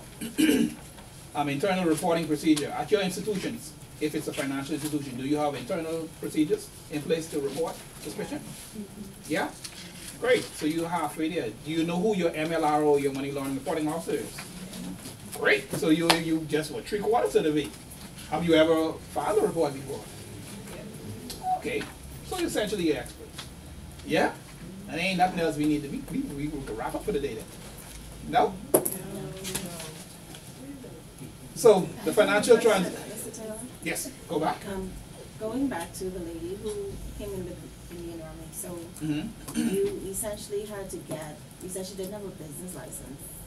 No, when she opened the account, it was a personal account, and she never this was the opportunity now to update some information. She's like, yeah, I got a little, you know, I do little stuff from home, and I have a license with business license. So we didn't have all that information. I just, you know, it was stopped in the queue. There's just one person with the threshold of 10,000 and getting Indian remedy. Certain keywords trigger in our automated system. So Then, she had to produce the license, and then you looked at the history of her account? Or I don't have to get history. Now, once I established that, okay, you now this vendor here, whatever you call it, from home, whatever, now we have the documentation to speak to that. So an examiner comes and says, well, someone is just doing X, Y, and Z, you don't know. That's why you need to know. Yeah? And then we also told her that, hey, you're now doing this activity through your personal account, you need to convert that to a business account. You don't, because I mean, you're expecting shipments and you're moving this bulk or whatever. You can't just do that no more on your personal account. It's a business activity. So you need to convert that to a business account. Open a business. Or open a business account. Yeah. Yeah. So we have a legal obligation to know. Yeah. You need to be compliant with the law and have in place internal reporting procedures. So as a compliance officer, you need to, if you don't have one, you have to draft procedures. You know, because I remember having to draft all kind of stuff. And the good thing about it is that you can build it from scratch. And if you don't have to deal with your parent company like Canada and whatever, which is a good thing. And also on the flip side, you have Canada giving you something that they already have manuals, so you ain't have to start from scratch. It's a good thing. You just got to tweak it for the Bahamas environment. Yeah? Make sense? Like a Commonwealth Bank, they got to do theirs from scratch. They don't answer to nobody. I hear that in your commercials too. Oh, at Commonwealth Bank, we give you a loan real quick. We don't have to answer to anybody. Like how we got to go to Barbados or Canada and all that good stuff. It is what it is. So, under the Financial Transaction Reporting Act of 2018, some definitions were changed or added just for your FYI, such as benefiting loaner, currency or money. As it relates to currency or money, because remember now, they include virtual currency in here. Why they do that? Because we will be introducing at the end of the year or early 2020 the Bahamian digital coin. You've heard a lot of blockchain technology talk about that. It's reality. It's going to happen soon. Can't get around that. So we have to amend legislation to incorporate words like virtual currency and blockchain and stuff like that. You know, assets. Facility, you had to change the definition on that. Holder funds, identified risk, and the other ones here. That's for FYI. So you're not going to be tested on that. Section 5, conduct a risk assessment. You need to identify again. Remember these words like identify, understand, and assess? These coming directly from FATF. Remember I started off by saying it earlier? So we just updating to be in line with the risk assessment policy. Implement a risk management system, manage and mitigate the risk. Take account of national risk assessment. Remember I told you about the national risk assessment? For your institution, you got to answer those hundreds of questions. And at the end of the day, there's going to be a national risk assessment report. And you have to ensure that your institution is in line with that in the fight against money laundering and terrorist financing. And of course, being the compliance manager, you have to sign off on that. Yeah? Upon request, provide the supervisory authority with a copy of the risk assessment. But sometimes they may ask for a risk assessment for your institution. I think it's due now for FIs in the Bahamas in April. Because I know I'm still working on it for my institution. And that's been long, more than 100 questions. And boy, listen, how I do mine, I just do like 2 or 3 questions a day, come back the next day. This is long. And then when one question of part A, B, C, D, and like, maybe they just doing that as a full-time job. But it's required annually. Anyone ever did one for the institution yet? In here? The Central Bank Risk Assessment annual? No? I'm the only one who's doing it? Okay, when you start doing it, please don't call me. Because I need help too. It's very long and it's onerous. Trust me. But I don't know if this is Central Bank with the commission, the compliance commission. They sent out a risk assessment questionnaire. I did that and I sent mine in already for the year. You didn't do yours yet? Yeah. You did yours? You gonna do mine? So next time? Oh, okay. So you got that, and sometimes you may have a C5 one. My challenge for me is that I don't just do it for the Bahamas. I do it for 16 other territories. So it's different, like, you know, the different assessments and risks. So I gotta change gears and, you know, figure it out for really 70 territories. So sometimes that's most of my day. So I just need help sometimes. But it is what it is. And my boss keep telling me, oh, we ain't hiring right now, so it's getting a little earlier. But I already get in at 6:30. I mean, what you want me to do? How early can I get in? And I don't carry work home. That's a rule I have. I do not carry work home. That's a rule. No care. They always tell me, well, where's your BlackBerry or your what's called a G9 or whatever? And I say, yeah. They say, but you don't get to work on the weekend when we be sending you. I didn't get it on my phone, so that's why I haven't changed this in, but 9 years? I know fool, didn't give me no work on the weekend. So what? Weekend is to relax, spend time with your family, go to church. You don't carry your laptop home today? Nope. Not me. No, boy. I mean, if I carry it home, I ain't gonna log on. It'll be there, right in the trunk of the car. But no. Inability to fulfill customer ID obligation. Any financial institution that is unable to fulfill its requirement under the section 5 and 9 and 14 shall not open an account or establish a business relationship. So you see, the law is saying you need to establish identification. So when they say, do you know who I am? Yeah, I know you are, but I still need that paper for audit purposes. It ain't all about you sometimes. The law is saying here, this is the law you pass. Section 5 and 9 say you shall not open an account or establish a business relationship or not carry the transaction. Terminate the relationship. Dude, you ain't gave me the information. I mean, I reserve the right to return it, but, you know, because everyone know who you are, you know, we could try make some exceptions, but ideally you should give me the information. Yeah? Don't get drunk with power and forget that, you know, you need it. When necessary, consider filing a suspicious transaction report. Failure to follow these provisions can result in a summary conviction of a fine not exceeding $500,000. John Rogan say, you know who I am. I keep thinking about that fine though.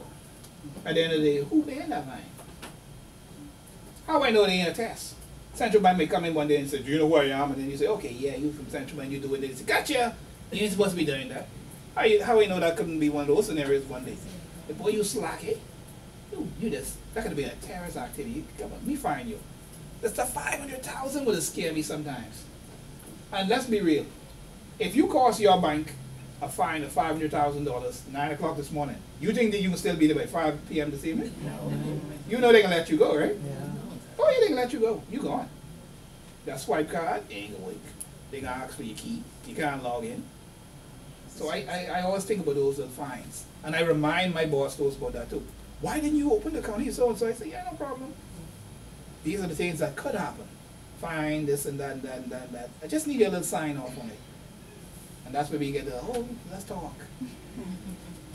Yeah. Record keeping is very important. It's the law. Why? Because sometimes good customers go bad. Have you ever looked in the newspaper and you say, oh, shoots, he got into bank lane? Oh, Lord, but he owned a car dealership? Or he owned so-and-so? I'd have never thought that. Really? Sometimes you have good customers and you just don't know. Yeah? So when there's an investigation and they got to get financial information, they typically go to a bank. So when they come to you and you tell them, oh, I ain't got no KYC on it, I ringing it. That's a problem. Yeah? Because you should know what type of activity going through that account. And if the law enforcement come, because they have to trace this stuff, they have to trace it. That means there should be an audit trail. As a compliance officer, you should be able to prepare and submit an audit trail on request. I get them every single day. I get scared when I call a branch and they say, oh, we can't find the file. I don't know what you mean you can't find the file. When I get served with those production orders, they got a little sentence to the bottom I was reminded of. Failure to provide this information in 14 days, you go to jail for 2 years and this. And they got my name in it. Ain't no one else in the whole institution got my name on it. So what happened if it's day 12 and they tell me we can't find the file? What am I supposed to do? Take vacation? They call me again. You know what happened when I go on vacation, right? So what am I supposed to do? So it's important to keep a record. And it's the law. So at least 5 years after the relationship has ended, the account is closed, you still need to maintain records. At a minimum of 5 years, that's the law. So some folks say, oh, the account closed, we can start shredding. Shred what? We can make space now. No, you don't shred nothing. 5 years, account closed, you still need to maintain the records. That's the law. Just in case if there's an investigation. Yeah? And that's just the minimum standard, by the way. So record keeping is very important. Just a quick reminder. And I'm sure this doesn't apply to no one in this room, because everyone in this room saved, right? Yeah? Right, Dakota? Dakota, keep laughing. Okay, so under the Proceeds of Crime Act, a person is guilty of an offense if he or she conceals, transfers, or deals with criminal proceeds. You know the fella sit on the block all day. He don't hit a lick. But every Friday he got 10 grand in his pocket. Any suspicion there? Assist with the concealment of criminal conduct. We know this is a small community, everyone is someone, cousin, friend, or whatever. Don't turn a blind eye and say, oh, you work at the bank, he coming in, you leave him on the blocks at 8 a.m. Every Monday through Thursday. Friday he show 10 grand, he want to deposit his account. Now you know Michael ain't wicked.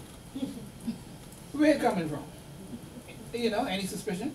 So if you assist, turn a blind eye, fail to disclose knowledge or suspicion. So once you have reasonable suspicion, you have to report.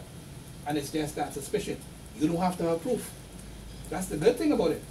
Once you have that suspicion, sit on the block all day, from Monday through Thursday, most of Friday morning. But just before 3 p.m. on Friday, he makes a $10,000 deposit. That's highly suspicious. You need to file an internal report with your MLR. And of course, you can't tip him off. Michael, we learned this 10,000. Now you know I see you on the blocks. You don't do this. You doing that thing again, Michael? You bringing it to us and you tipping him off. Yeah, that's an offense. What's the fine for tipping off? Now, under the amended legislation, $500,000. Where you gonna find $500,000? You a teller. Where you gonna find $500,000? Just saying. Nothing wrong being a teller. I'm just saying, where you can find that kind of money.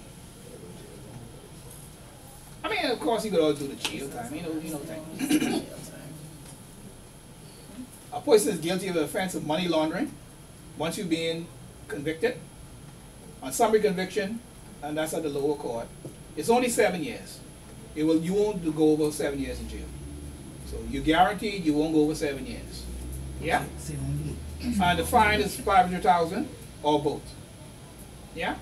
And if you cannot pay the fine, if they give you both the jail time and the $500,000, if you cannot come up with the $500,000, it's good news. They just give you additional jail time. If you cannot come up with that, it's probably 2 years.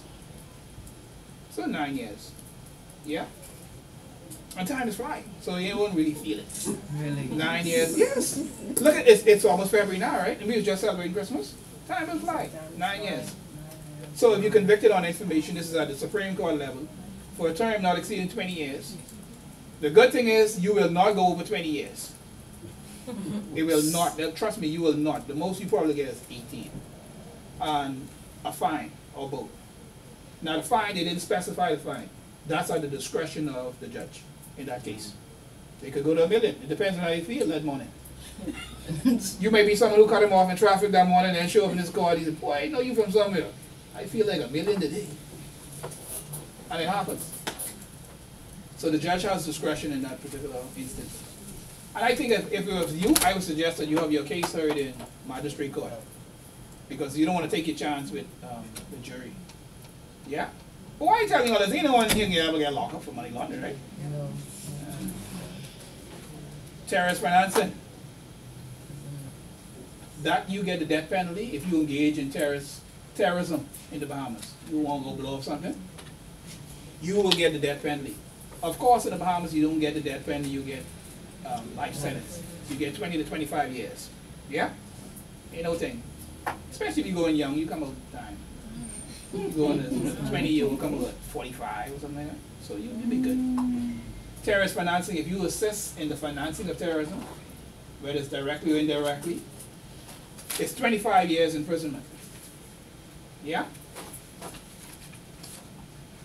And of course, which brings us now to having a compliance program. Does anyone need to take a minute break, or are you good? Keep going? Yes. Okay. So you will have to have a compliance program at your institution, and as the compliance officer, compliance manager, you will be the architect, the person's designing that program. Anyone happy about doing that? You know why? That's why they pay you the big bucks as a compliance officer or manager. What's the starting salary of a compliance officer or manager? Across the board. I don't know. I'd like to know. I'd really like to know. Now, on average, because I actually had a chance to speak with a lot of them, because I'm in Baco too. And I know we did a little survey. I was the vice president back then, in 2011. We did a survey. 65,000. It's a start. These are for compliance officers of the entire institution. Mm-hmm. Okay, And I know that I don't mind, because I don't want to just talk about like money. Yeah, you know what? We should be motivated by money, but it helps, right? Because you wouldn't be here today because you just want to get another certification on your belt and whatever. Right. Let's be real. Money does play a part in it. Yeah? So you need to have a compliance program in place, and of course, that's the responsibility of the compliance professional. Yeah, whether it's the manager or the officer. So the primary goal on an AML program is an essential component of a financial institution's compliance regime. Very important. The program is essentially your Bible.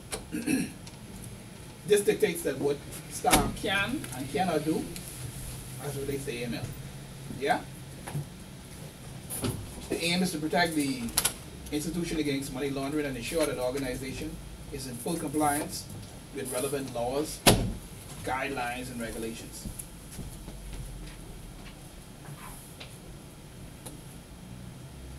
It all begins with risk assessment, assessing the risk of your business. And here are a few questions that should be asked and answered.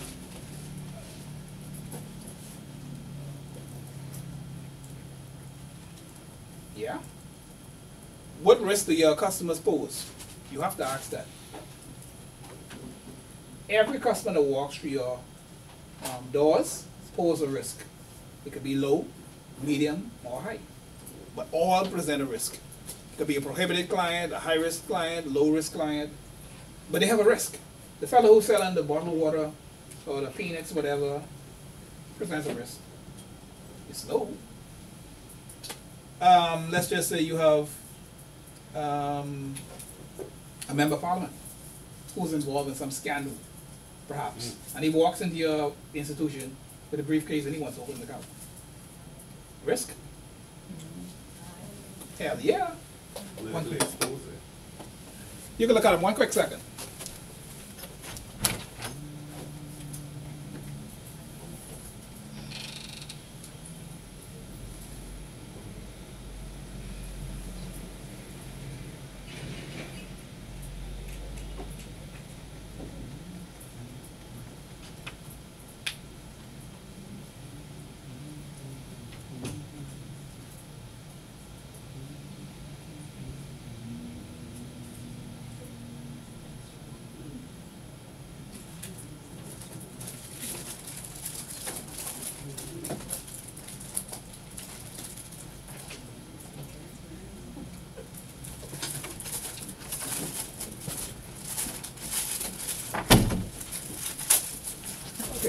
So again, with the questions, the risk, everyone poses a risk, whether it's low, medium, or high, geographical location.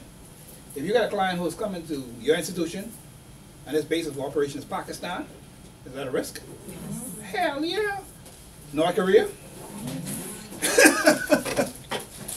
I actually had a staff member who asked me a question the other day. She said, What's the problem with a customer coming from North Korea? That he put on my leg, right? Politics. Got to be put on my leg. So customer type. What type of customer is it? A travel agency, restaurant, clothing store, grocery store, a gaming operator, etc. They pose various risks.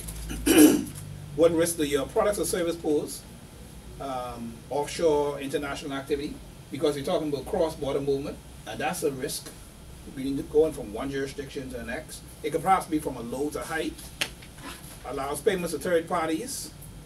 Afford significant levels of anonymity to users. And for us, that's cryptocurrency. Because so much of the activity is done, 99% is done online. So there's no real, what they call fiat, no actual cash. Everything is digital. You know, because I had a scenario when this customer, the staff, they were telling me, but okay, the customer, I said, what's the source of funds? They said, that, oh, he's opening an account. The monies are coming from his fintech. He's going to convert it to Bitcoin and then put it in his virtual place. And then he'll eventually withdraw that and have it as fiat. And I'm sitting there like, what? Say it again slow. Fintech, you convert it from fintech to Bitcoin. It's going to go into his virtual place, then back to fiat, and it'll eventually come to us. I know techie, right? But what? I mean, you got me lost from when you converted from the fintech to Bitcoin. I was like, huh? And she said, yeah, he's taking it from his virtual place. I was like, why you don't go to a virtual bank then? Because you got me lost. Because I mean, all that stuff going around, and I was like, huh? So yeah, unless you're techie and you could explain it and show it. I mean, I guess I'm so used to dealing with hard cash or transfers and stuff like that. But when you start with, oh, he's in virtual space and the money is converted from one state to the next and all that stuff, and eventually it'll come back and scare her. Huh? So that's anonymity too. KYC is lacking. Yeah? So you can't provide KYC. And how do I verify KYC in cyberspace? That's why I call it prohibited. We're not gonna, no, it's prohibited in my institution. But it's, of course, subject to review, because that's gonna change. Because with the Bahamian digital coin, it's gonna, we have to accept that. The same thing with the medicinal marijuana. In St. Vincent, it's now legal for medicinal marijuana. And the sale, the use of marijuana is like, okay, in Jamaica you're allowed 6 plants per house, per person. Or is it per house? I think it's per person.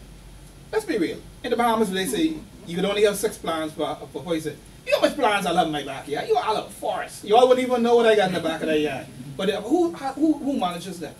In Jamaica, you can only have 6 plants per house. You tell them rascals and bobo shanties in Jamaica, they only got 6 plants.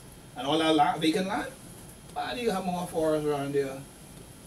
Heaven forbid you have a fire. Everyone be high. You don't want a fire around there. But it's going to happen.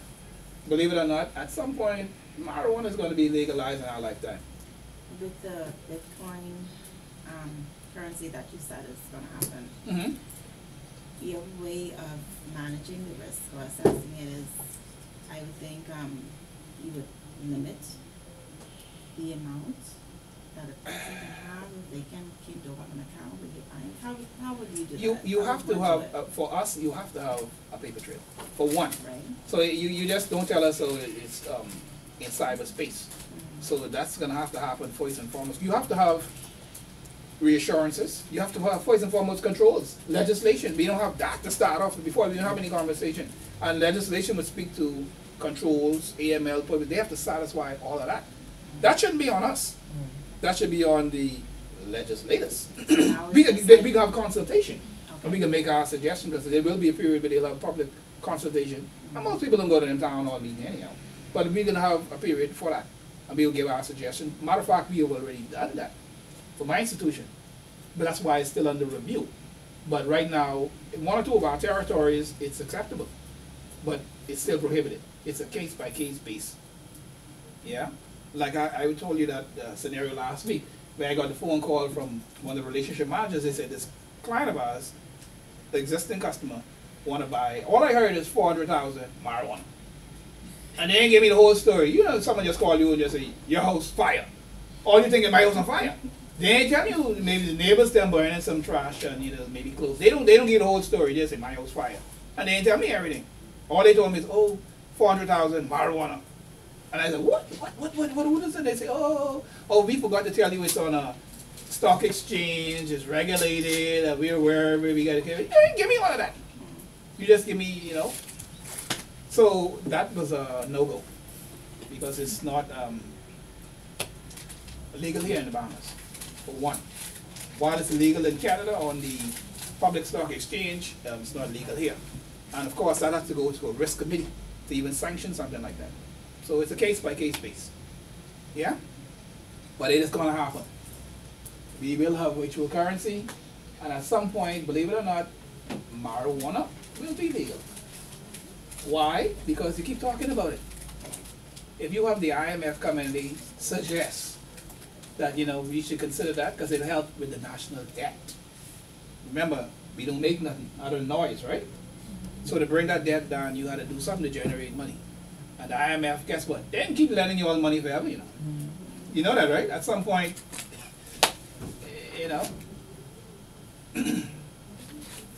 So the elements that make up an AML program, you're the compliance expert, the AML expert. You got to prepare this program. There's some elements you need to be aware of.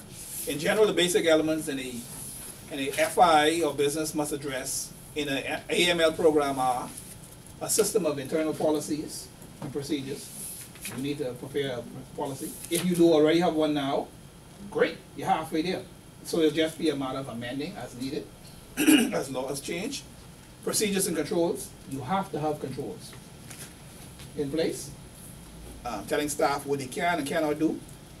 A designated compliance officer. Do you have a compliance officer at your institution?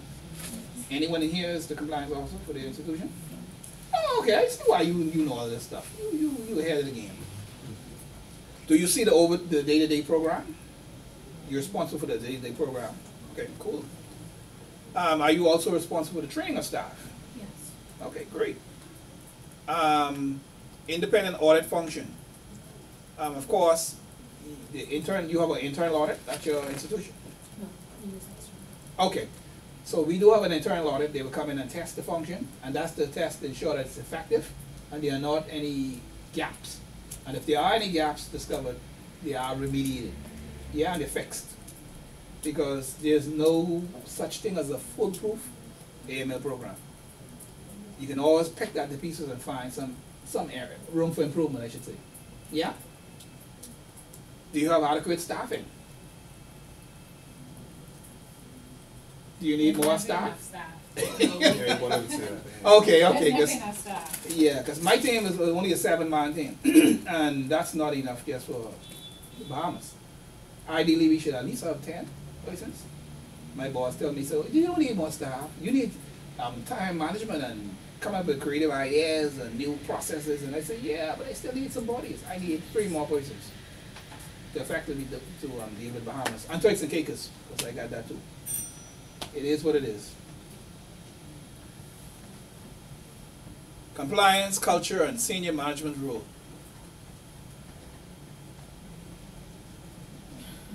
Yeah.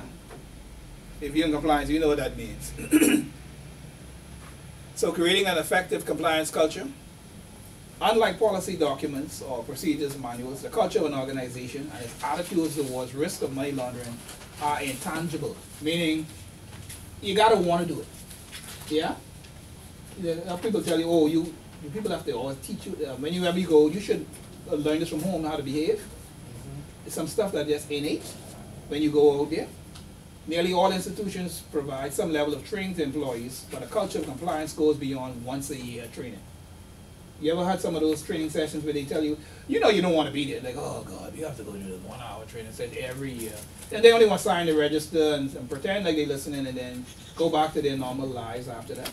They ain't hear a thing what you're saying. Yeah? So it really should go beyond just attending that session, but it should be something that you actually live. Yeah? And it should really start at the top. Because we got some culprits too at my institution where they like, oh, I should be doing that. Couldn't you just tell me what the material was or whatever? I don't need to be there. I'm very busy. We all busy. All of us busy. But all of us need to be there, get the information, and if you want to pretend that on you, but just at the end of the day, sign that. And at my institution, do you have exams? We have an annual exam every year, and you have to pass it. At a previous institution, we had exams, not the Oh, okay. With us, you have to pass the exam. As a matter of fact, we started something new where you have a direct training, you have an AML training, you have 6 modules, I think it's 6 modules where you have to learn the risk appetite of the business, and you have to pass the test for that. You have to do a corruption exercise, you have to pass the test. You got a slower test, you got to pass all of them. And that's tied to your compensation. So you got to pass the 6 exams, you have to do the direct face-to-face training, and you have to do what we now started called a enhanced AML session, where we take you out of your unit for 2 days and carry you somewhere in the back of the bush. And that's all we talk about is AML all day. So when I say the back of the bush, it's like the airport industrial park, where we, you know, so you would go down there and feed you. But that's all you be talking about all day. AML. So at the end of the year, you ain't got no excuse. So when you start messing up, they'll say, well, I didn't know. You didn't know. With the 6 exams, the time in the back of the bush, all that stuff, and you don't know? Do you have any excuse? So it should be more than just that one-off training session. Other useful ideas to measure employees' attitudes towards compliance with regulations. Training and awareness is very important. You have to have, and not just the one-off session, you have huddles. Sometimes you have those periodic team meetings. You say, okay, this is the trends, what's going on right now. You have to have those ad hoc meetings and. Not so formally, but whenever there's an article in international papers or local papers, I shoot it out to the team to remind them. So Okay. not in a formal setting. Okay.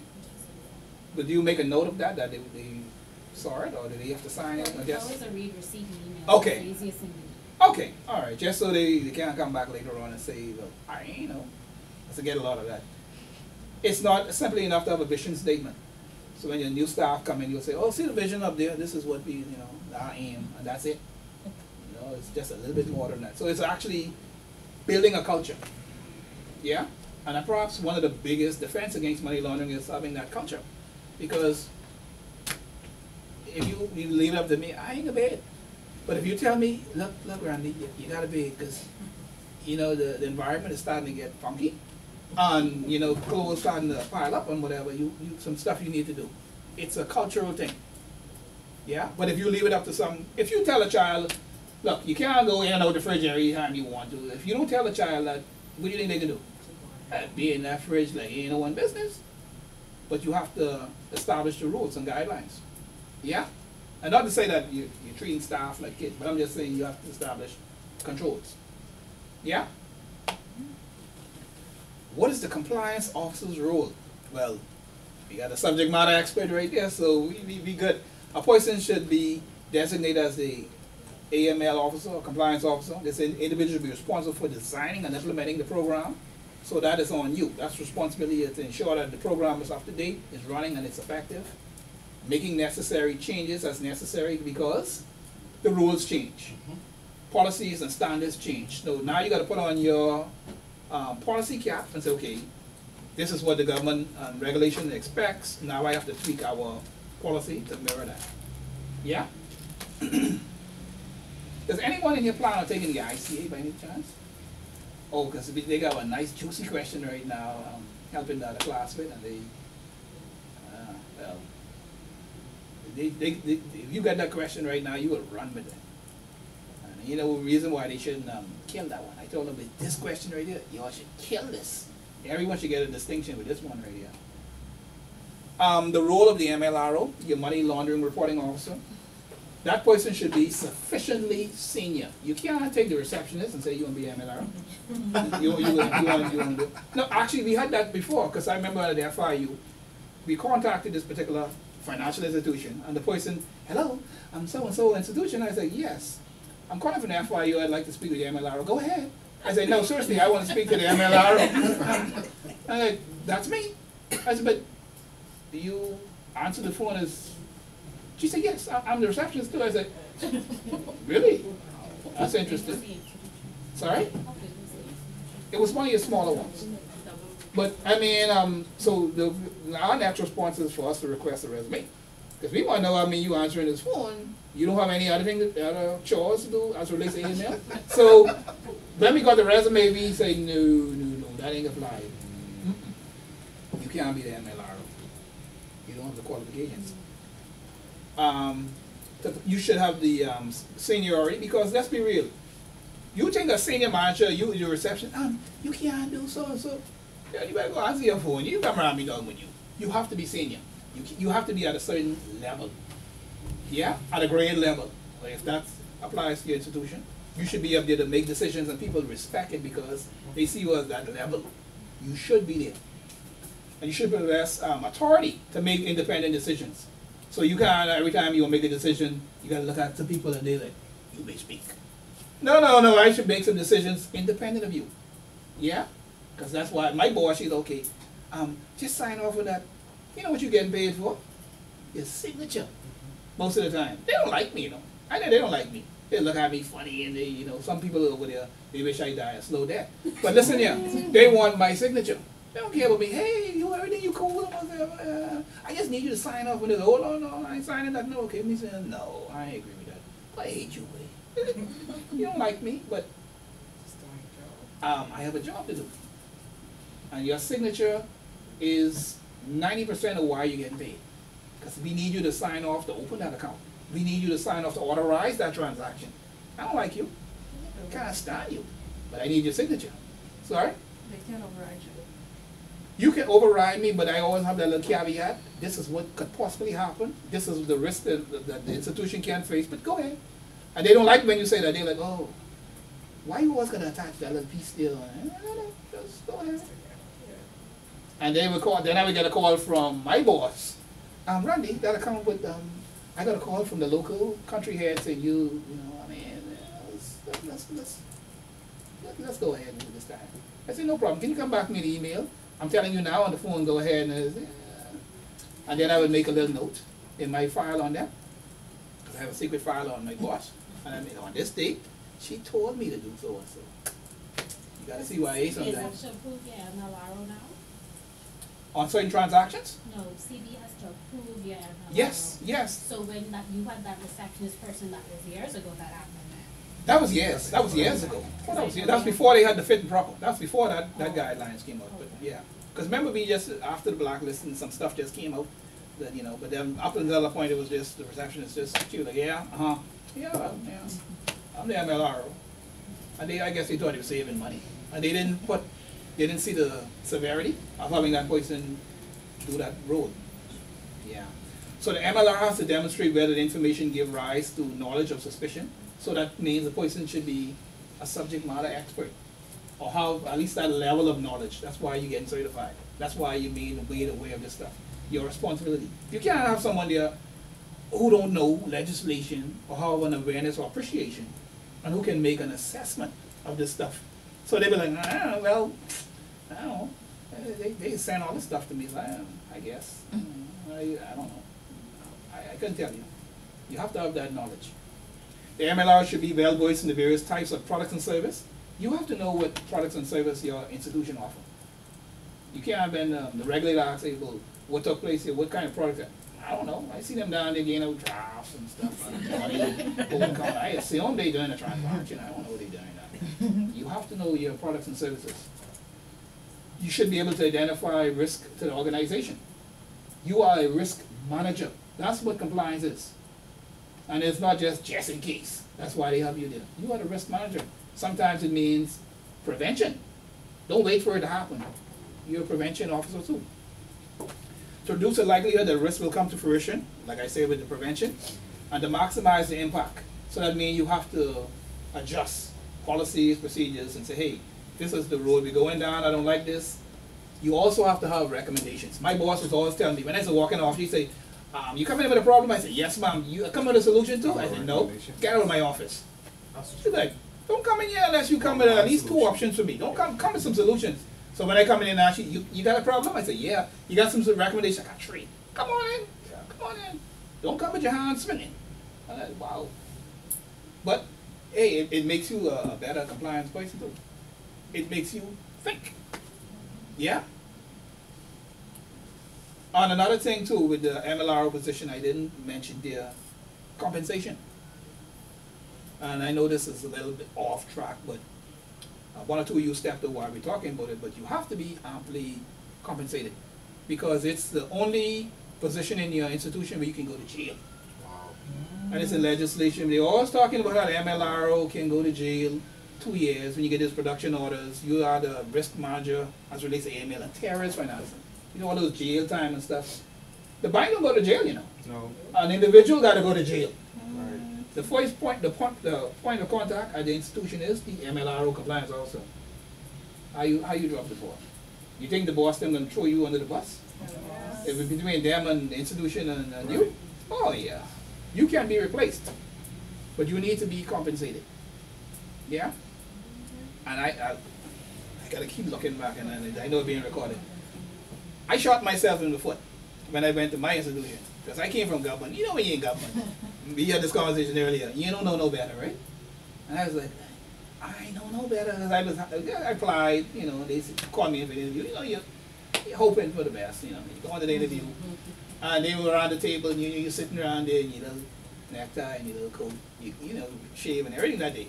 So they were like, and that one question they always ask. How much you expecting to get paid? How much you expect to get paid? You don't government, you ain't getting nothing. You only want to add a little $3,000 more. So I was just sitting right there, you know, like, boy, I don't want to look too greedy, you know. And I was like, you know, I asked some folks in the industry, you know. Right. And I did that, but then when I got there, they was so they were sitting, and only ladies in there. I'm the only guy sitting down on they were on the next side of the table. And they, my boss said, she eventually became my boss. She said, how much you expect to get? And I was like, boy, I wasn't expecting that question. In government, I could tell you all this. I was making $45,000, you know? And I thought I was on top of the world then, because, you know, at $45,000, you can eat up with that. So I was getting my $45,000, I was happy, you know?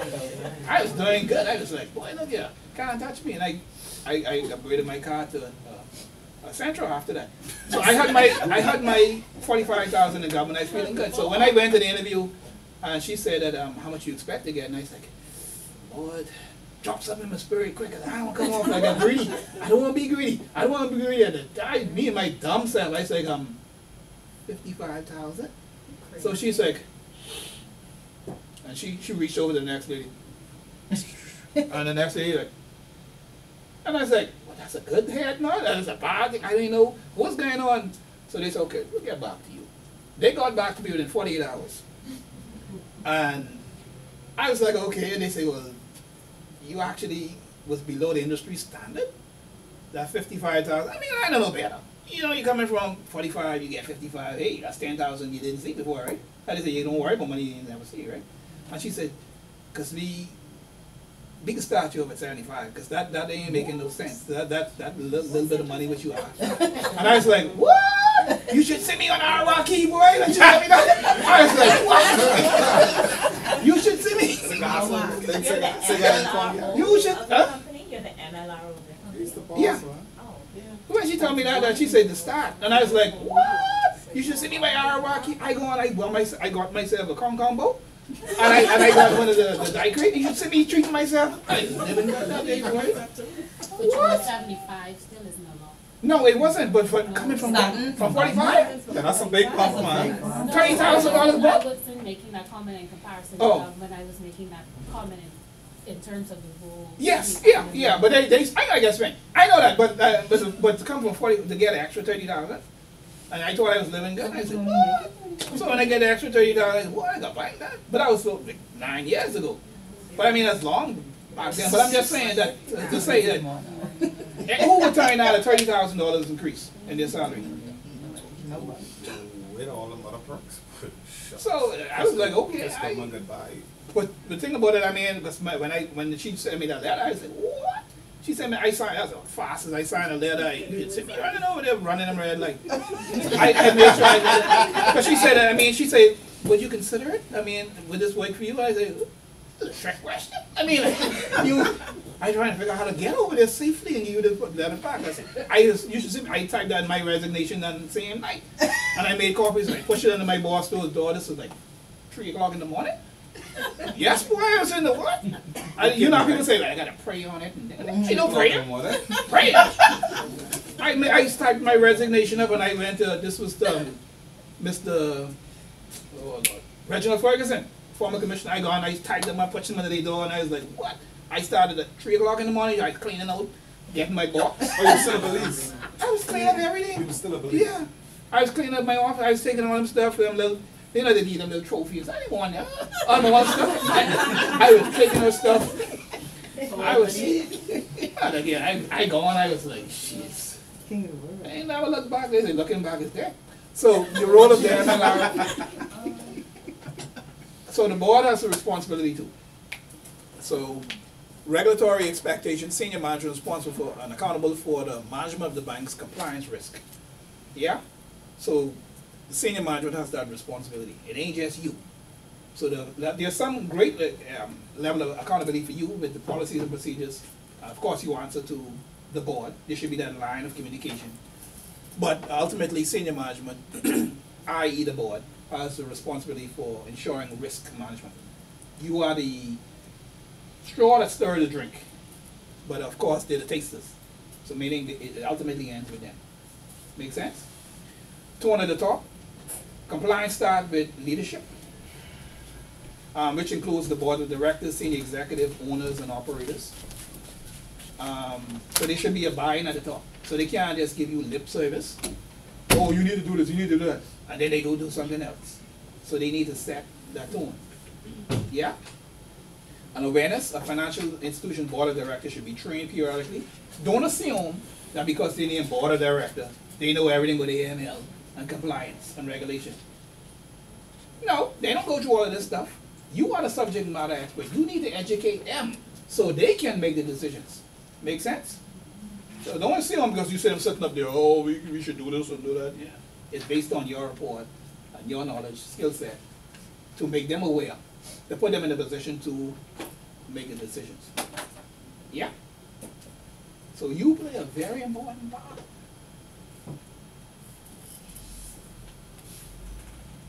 The end. Now, there's some stuff I need to make you aware of.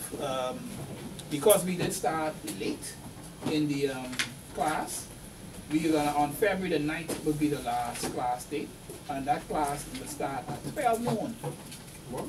12:30 to make up for that first day that glitch that day. I mean, they call me late. So the date, let me give you that, make sure I have it here, correct? It's February the 9th, yes, at 12:30 p.m. And of course, I never have a session with you guys without giving you a copy of the actual presentation. So you don't say the Last week or this week? This is this week. You got last week. You got last week. I gave everyone last week. I made sure everyone did. You got last week. You got understanding AML. So this week should be the human legal system and the programs.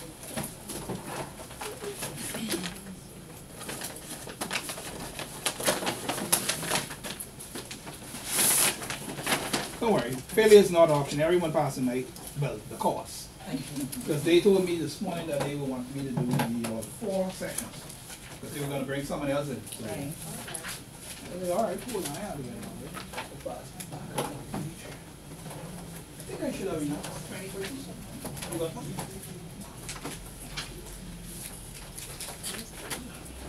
Which office is that? Which office is that? If you got your module right there, it lines up with your the Bahamas legal system. This is January the 19th. The class on February 9th at 12:30, how long will it be? It won't be long. Because I can get you in and out in an hour. An hour? Mm-hmm. Okay. Everyone else? Okay. No. How many more? Okay, you know what? Let me know if that's enough. I think I only had like 20 copies. That should cover everyone. 1, 2, 3, 4, 5, 6, 7. I think, how many copies I got so far? I think I did 20 copies, eh? Someone had 2 copies or?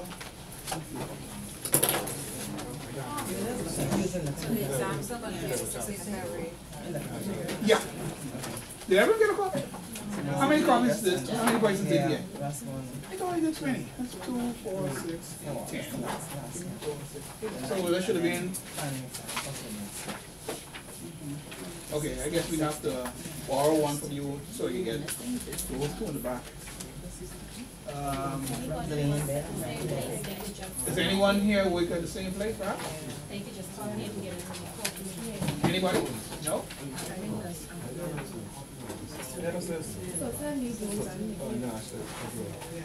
There we Yeah? go. Oh, did? Okay. All I will do. I think we talk about financial, so we tell each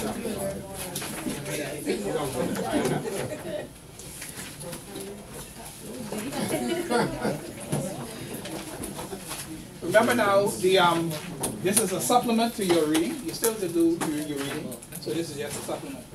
You might have some mention of, like I used to mention with the IMF. We did talk briefly, but he skirted over that, but he came in and made a suggestion with the drugs, with the marijuana. We didn't go any depth with the IMF. So this is just a supplemental to the reading. You still need to do the reading.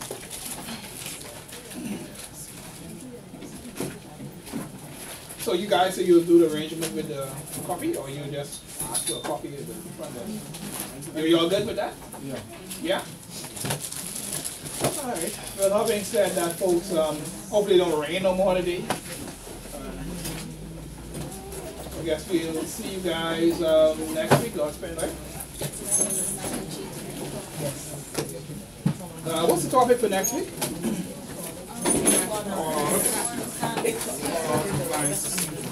Oh, okay. final exam still on the 6th. Yes. Yes. Oh, thank you. Thank you very much.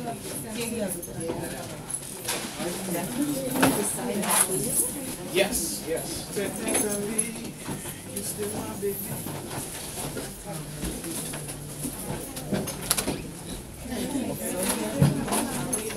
All right, Kira. Okay.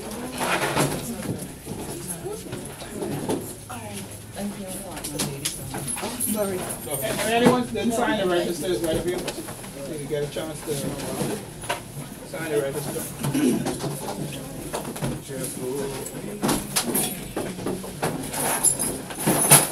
So who's trying this to bring the Dunkin' Donut next week? You need to bring that, but that's how we're. Oh, yeah. Hi, excuse me. We're bringing on the day of final exam. Thank you.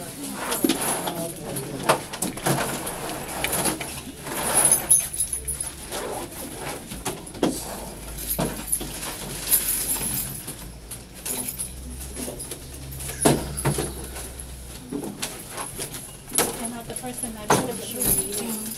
Girl, I was looking like yeah. You was a mess, you know. You was a seven. It's, just made some connections. That's all. You had you had I used to work at downtown. Carla Taylor. She was there when you were there. Carla. She worked at the FS. That's our fund services Oh, okay. That's my neighbor. for the private bank. I just Yeah. wasn't sure you. Huh? No. I used to work at downtown. Okay. I took few months off the trust company. All right, boss lady. Yes, ma'am. Hey. I noticed that all the, not before, the financial institutions. So it was Wisconsin Bank, was that financial institutions. Did she get that? She said no. We have to do all the things for them.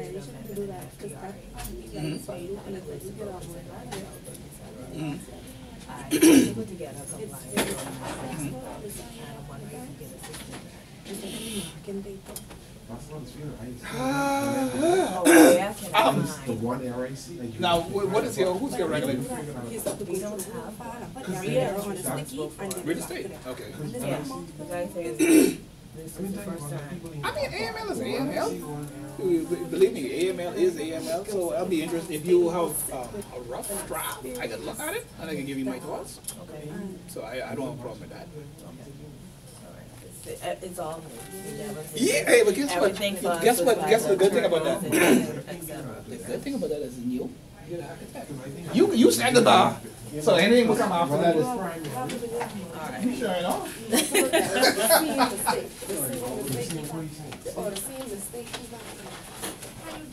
All right, take it easy, buddy. She just started with me. Because she has checked, they get the papers to her, she checked them, and then she turns it to them, with for correction. And then I get it last, but then I still get pick up on some she did.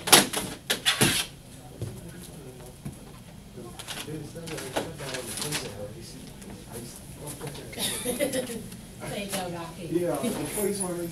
Take a one back. Take one back.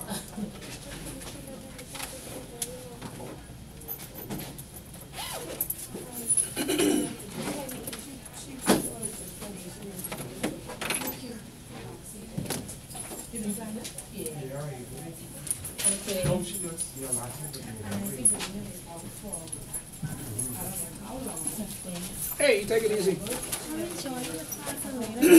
That I do your section. I work with Elena now. Yeah. She did like a refresher, stir up. Oh. She used to work here for a while, I guess, but she's now at Bahamar. So, About what, doing it that's instead of, one that you see on. It's easier to do. Thank you very much. Here you go. Thank you much. I It's think you easier can if change you're your solely depth. in that role. But if you have to be like an observer and you see at the same time, you can't give the attention you need to give to both. It's easier for me just being on, I know just when I was doing that. primary, my ops work was, Excuse me. you know. Like in the